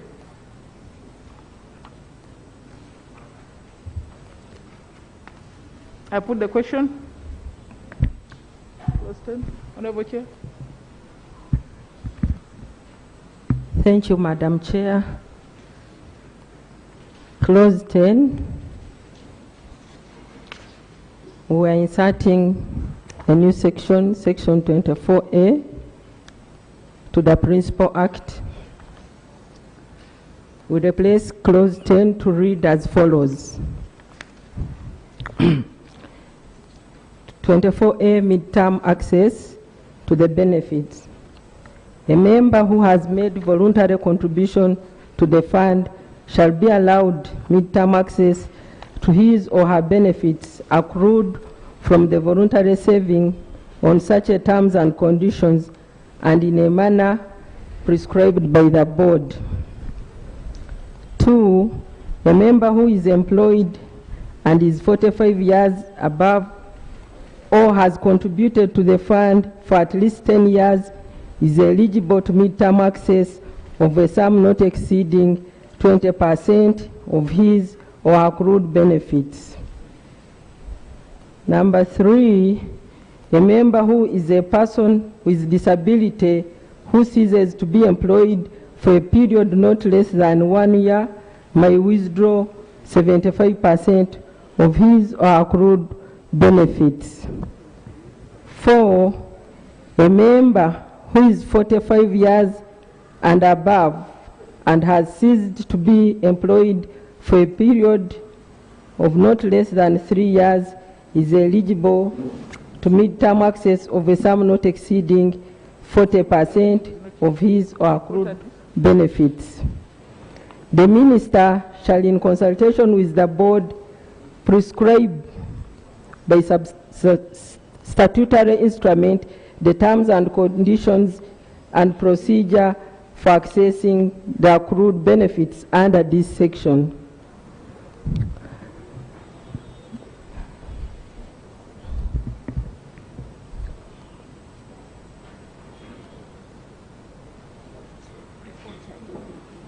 We have the harmonized position. I can explain. Madam Chair, I'm reading from the submission from the harmonized position.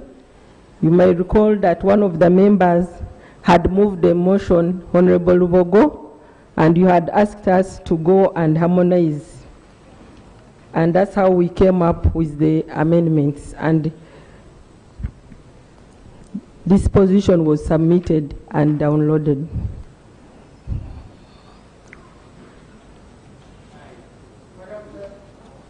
Minister.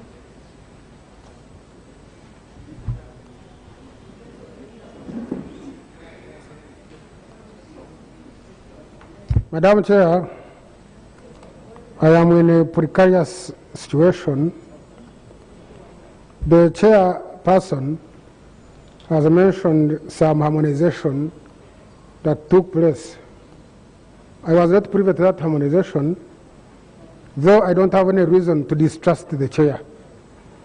So I think the safest thing to do, Madam Chair, I report on the position of the government, and then the House can take a decision either way. Our response to the proposed amendment is that the main objective of Social Security is to ensure that persons get a secure retirement, and therefore mid-term access should only be maintained on voluntary contributions. Secondly, it is our view that open up mid-term access on standard contributions under Article 24A2 undermines the cardinal principle of Social Security of ensuring a secure retirement. Lastly, allowing persons with disabilities who cease to be employed for a period of 1 year is to be eligible to mid-term access of a sum of not exceeding 75% of his or her available accrued benefits is worse. This is because PWDs are disproportionately affected by old age. So our proposal is that instead of introducing amendment 24A on clauses 2 and 3, clause 10 of the bill should be maintained. However, even when you maintain it, under clause 9 of the bill, section 19(1)A should be amended to read as follows. Quote, the board may, in consultation with the minister, by certain instrument, prescribe additional benefits, including mid-term access on standard contributions, end quote.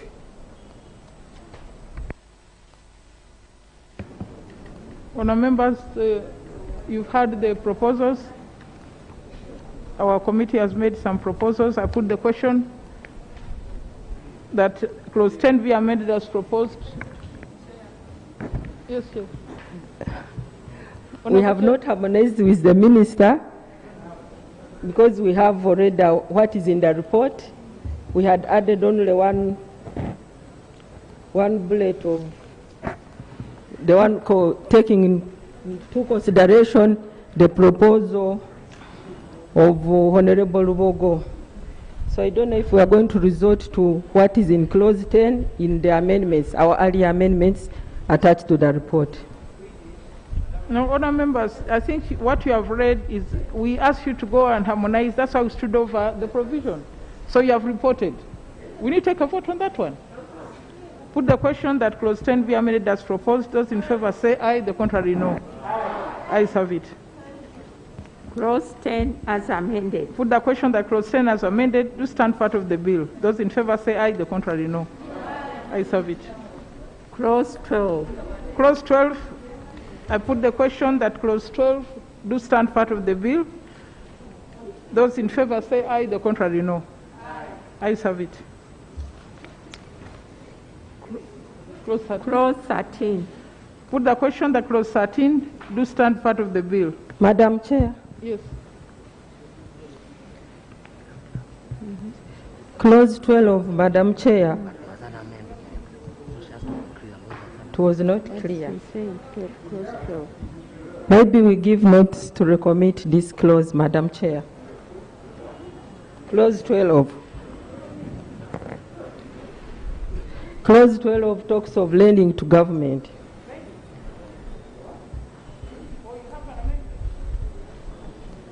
Yeah.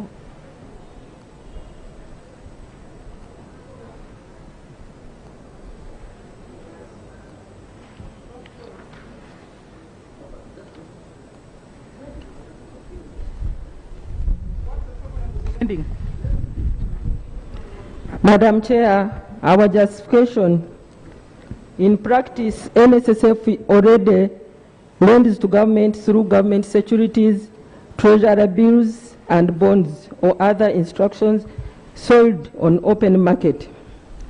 Lending through the open market ensures that members' funds are protected from transactions below market interest rates, high costs are not imposed on savers, and lastly, the financial market is not distorted since NSSF is a key player in the Uganda market. Now, does the lending to government preclude them from doing the other things? Does it stop them from doing the other things we are talking about? Madam, our debate and discussion in the committee, it was like Minister of Finance, which in the same way is also a supervisor, would be borrowing or lending, getting money from NSF directly, and yet there are other means how they get the money.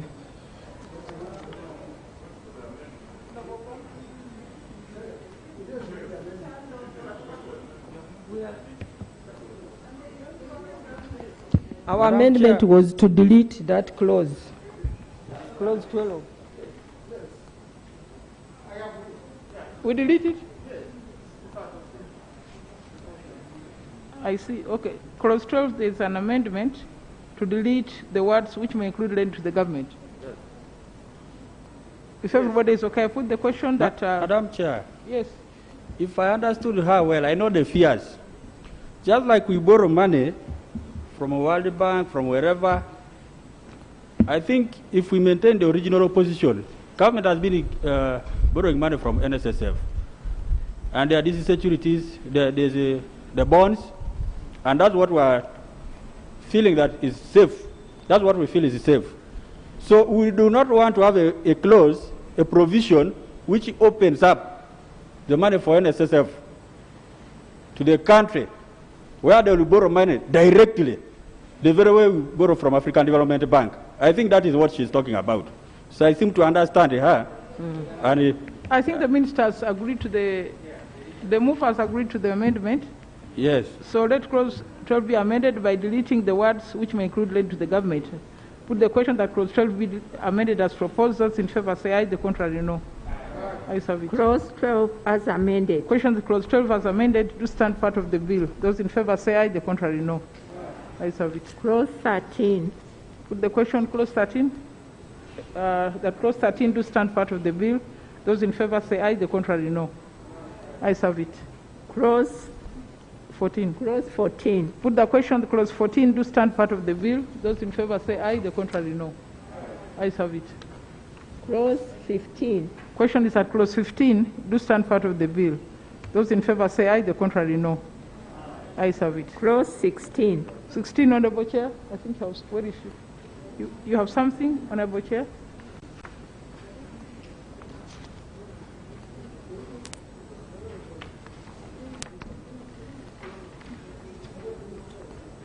Madam Chair, clause 16, we insert a new paragraph and number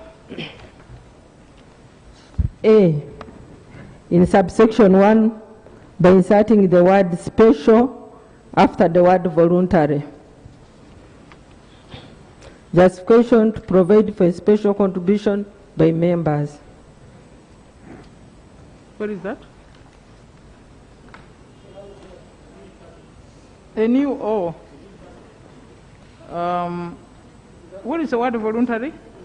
Page 17 of the report. Oh, report. But where is it falling in the bill? Where is it under 16? Where does it fall? Can you read the sentence, the new sentence? Madam Chair. On the proposed amendment, I would object to the insertion of the word special after the word voluntary in clause 16A and 1. Instead, I would move that we amend section 34(2) B1 as follows. Attain the age of 60 years and there is no balance on his or her account. The justification for my objection and my proposal is that section 34 of the Act is about members' accounts. Members' account receives 15% from the employer, that is 5% from the employer and 10 by the from the employee and 10 by the employer, as prescribed under sections 11 and 12 of the Act. While special contributions go to the reserve account as employers' contributions for employing non-eligible members provided for under section 13 of the Act. Special contributions are therefore penalties paid by employers, and as such, I think the best way would to proceed as I proposed.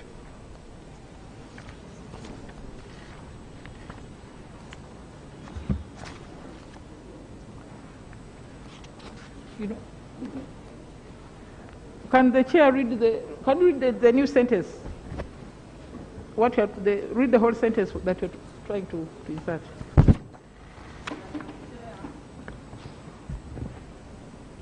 Clause 16, we are inserting a new paragraph and we renumber A in subsection 1 by inserting the word special after the word voluntary. No. Chair, I'm reading the bill. I don't see word voluntary. That's why I'm saying read the whole sentence, the new sentence. That's what I want to hear.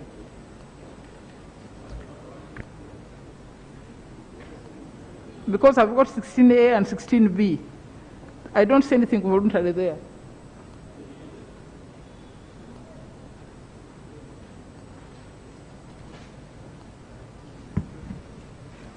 Madam Chair, special is being inserted in the principal section 34 of the Principal Act, members' account.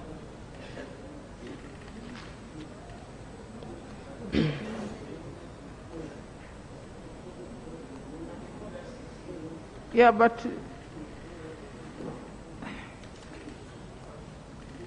you know the word members' account is not here in 16.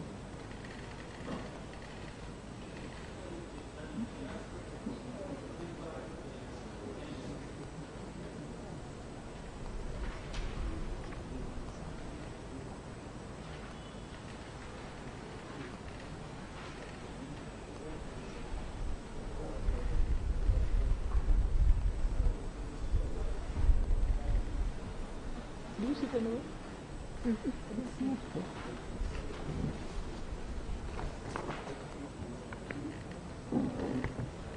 Madam Chair,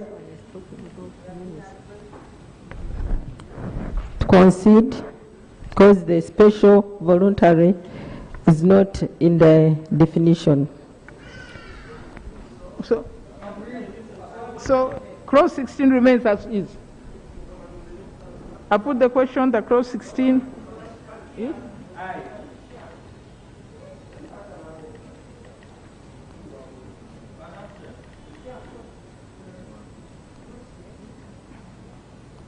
Madam Chair, thank you very much. There was an amendment which is being brought by the Honourable Minister, which is good for the workers. So I would request that on that particular clause.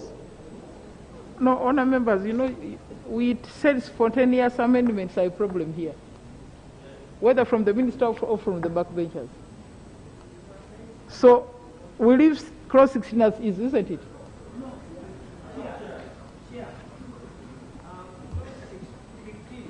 No, we're on 16. 16. Yes. Chair, clause 16, A, subsection 2C, talks about minister responsible for finance. Right Honourable Speaker, I believe that what we discussed and resolved in the earlier debate still stands, that it must be minister responsible for gender and social whatever, so that this NSSF, the responsible person to supervise the management of NSSF should be the Ministry of Gender. We should amend the minister to be minister responsible for gender.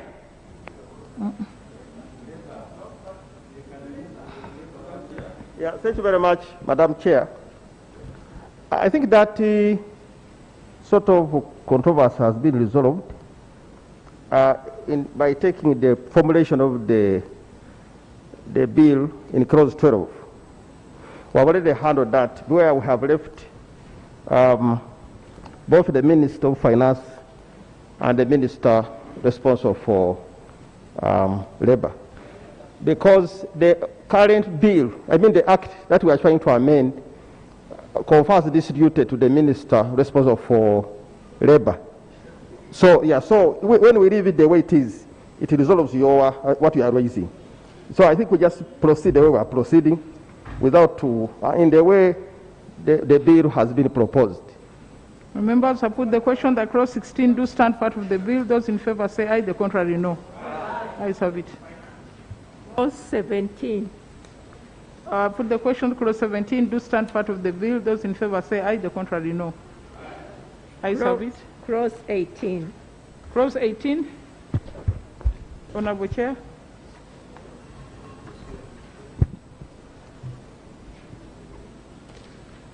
Madam Chair, clause 18, insert the new paragraph and renumber in subsection 1B by repealing the words any special contribution and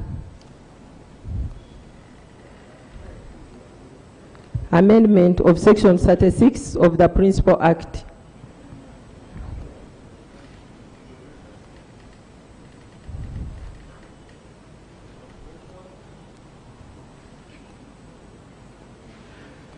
What is the head note for section 36 of the Principal Act?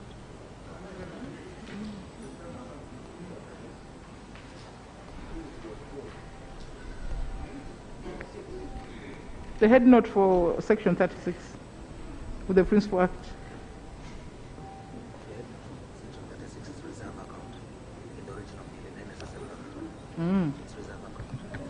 Madam Chair. Okay. Madam Chair, the head note is reserve account. Maybe let me read the amendment, the whole amendment. Okay. In section 1B, by repealing the words any special contribution and inserting immediately after subsection 3 the following subsection 4. The board shall publish any contributions and the source which cannot be allocated to the account of any member in a new newspaper of void circulation. Justification. The bill is allowing special contribution to be paid to the fund by members, and so they should be allocated to the members for whom they are paid. Publication will enable the concerned member to claim their benefit since it is contributed for a purpose. Yes, Honorable Henry Musasi.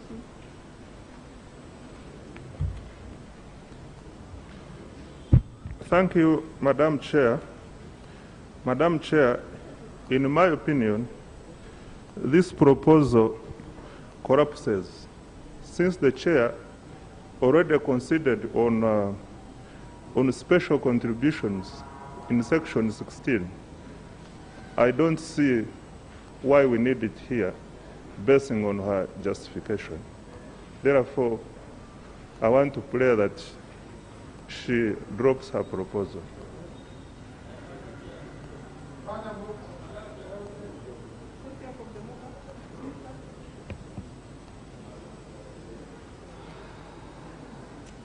To add on what Honorable Musasi has said, we can't repeal this word because special contributions are a form of penalty against a contributing employer who hires a non-resident and is not eligible to contribute to NSSF. Secondly, all employees do not make any special contributions. Therefore, special contributions should be left to be deposited in the reserve account because they exist. Yes, Honorable Ogun.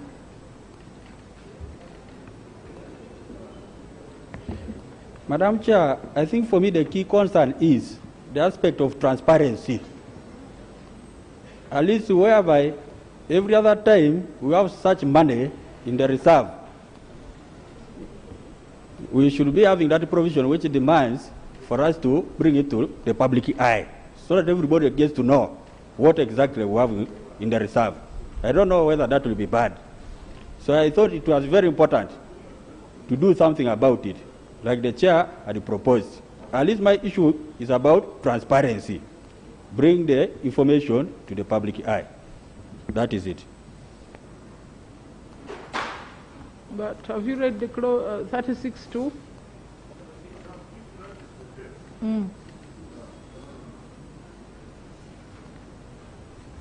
Thank you, Right Honorable Chair. Madam Chair, if we are to adopt that proposal, then we could deal with it under reserve account, not where it is being proposed.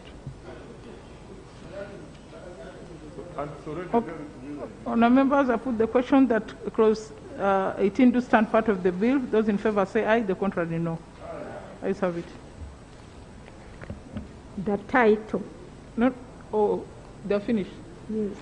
Honourable members, the title, I put the question that the title do stand part of the bill. Those in favour say aye, the contrary no. Ayes have it. Motion for the House to resume. Honourable Minister.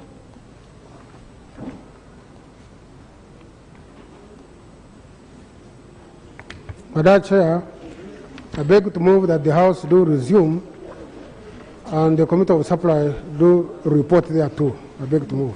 Honourable members, the question is that the House do resume and the Committee of the whole House do report there too. Those in favour say aye, the contrary no. Ayes have it.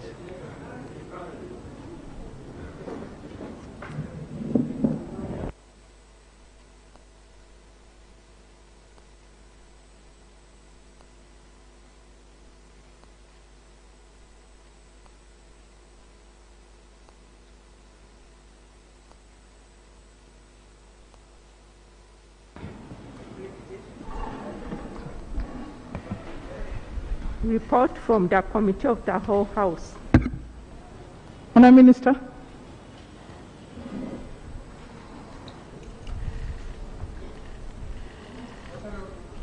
Right Honourable Speaker, I beg to report that the Committee of the whole House has considered all the clauses of the bill entitled the National Social Security Fund Act and passed it with some amendments. Motion for adoption.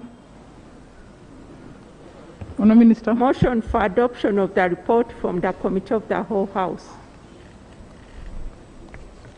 Madam Speaker, I beg to move that the report of the Committee of the Whole House be adopted. Now, members, the question is that the report of the Committee of the Whole House be adopted. Those in favour say aye, the contrary no. Ayes have it. Bill third reading. Honourable Minister, third reading.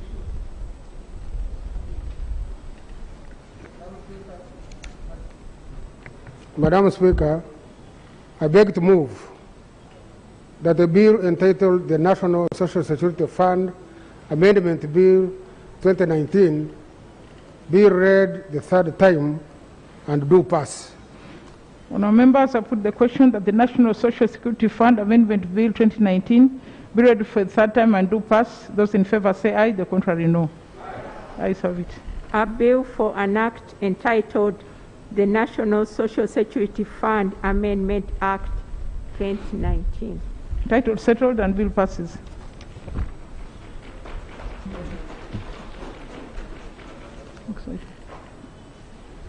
Item 6 on the order paper, bill second reading. Thank you very much, Right Honourable Speaker. Just want to Speaker for passing this bill into an act, and also for the honourable members for supporting and concluding this. And personally, on my behalf, I also want to thank the honourable minister and also apologize. I think there were some issues that were unparliamentary from my side. You know, when a mother is in labor, sometimes labor pains can make the mother kick around. So personally, I want to request you forgive me, because several times there was some bit of situation that showed as if I was not respecting the chair, and yet in my heart, and the truth is I respect. So I want to ask for your pardon and forgiveness, and as a house to put on record that that was just labor pains, and we had nothing to do. We thank you very much, and ask God to bless you and the whole house. Thank you very much.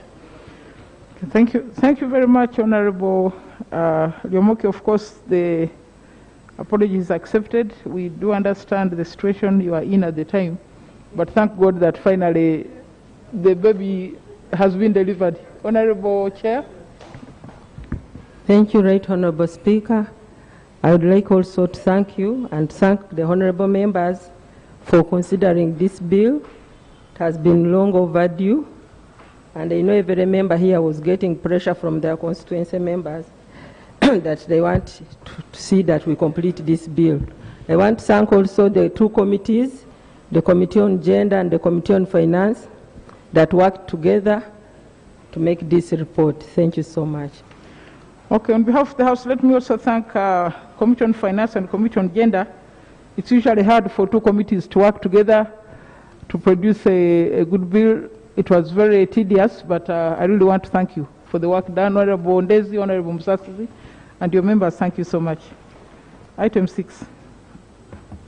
Item 6 on the order paper, bill second reading.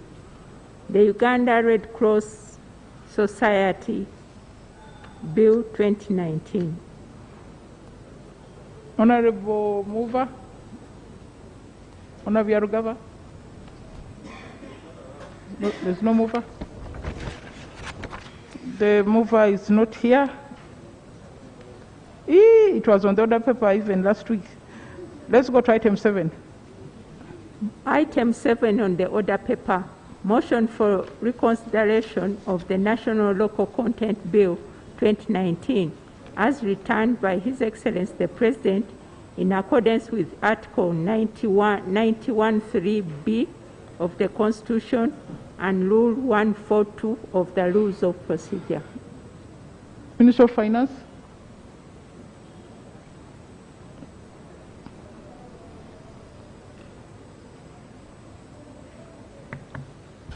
Thank you, Right Honorable Speaker. Right Honorable Speaker, the local content bill was returned by HE, the President, in the period when we had gone away for campaign. We found it back on the table, and I want to beg that you give us more 2 weeks to conclude the process. And there are 2 bills. One is on local content, another one is on the PPDA amendment. I want to beg for your indulgence that within 2 weeks I come back here and report. Thank you, Right Honorable Speaker. Okay, Honourable members, that means the first week of March, you should be here with your bills. Please realize that time is of essence. Item 8, we give you the time opportunity for the 2 weeks. Item 8. Item 8, motion for reconsideration of the Public Procurement and Disposal of Public Assets Amendment Bill 2019 as returned by His Excellency the President in accordance with Article 91(3)(b) of the Constitution and Rule 142 of the Rules of Procedure. Is this, as the Minister laid it for the review? Is it also with your committee? That's the second bill. So the local content, number 7 and 8 are with you. That's where we've given you 2 weeks. Okay, let's go to item 9. Item 9, motion for reconsideration of the Genetic Engineering Regulatory Bill 2018 as returned by His Excellency the President in accordance with Article 91(3)(b) of the Constitution and Rule 142 of the Rules of Procedure. Minister of Science and Technology is not here. Yes.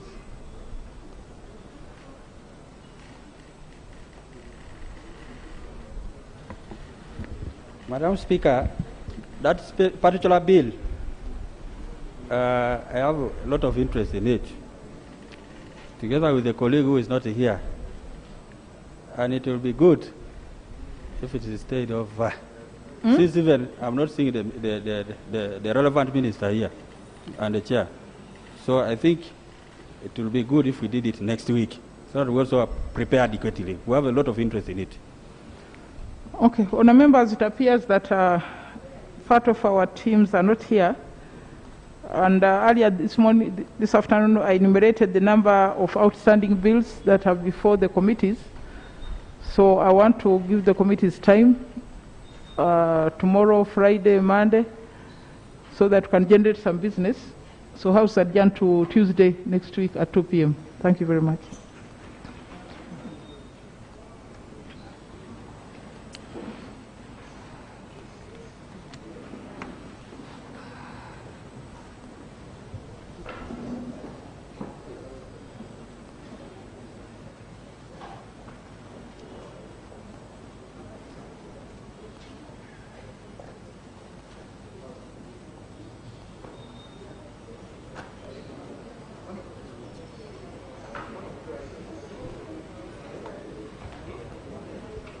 Thank you.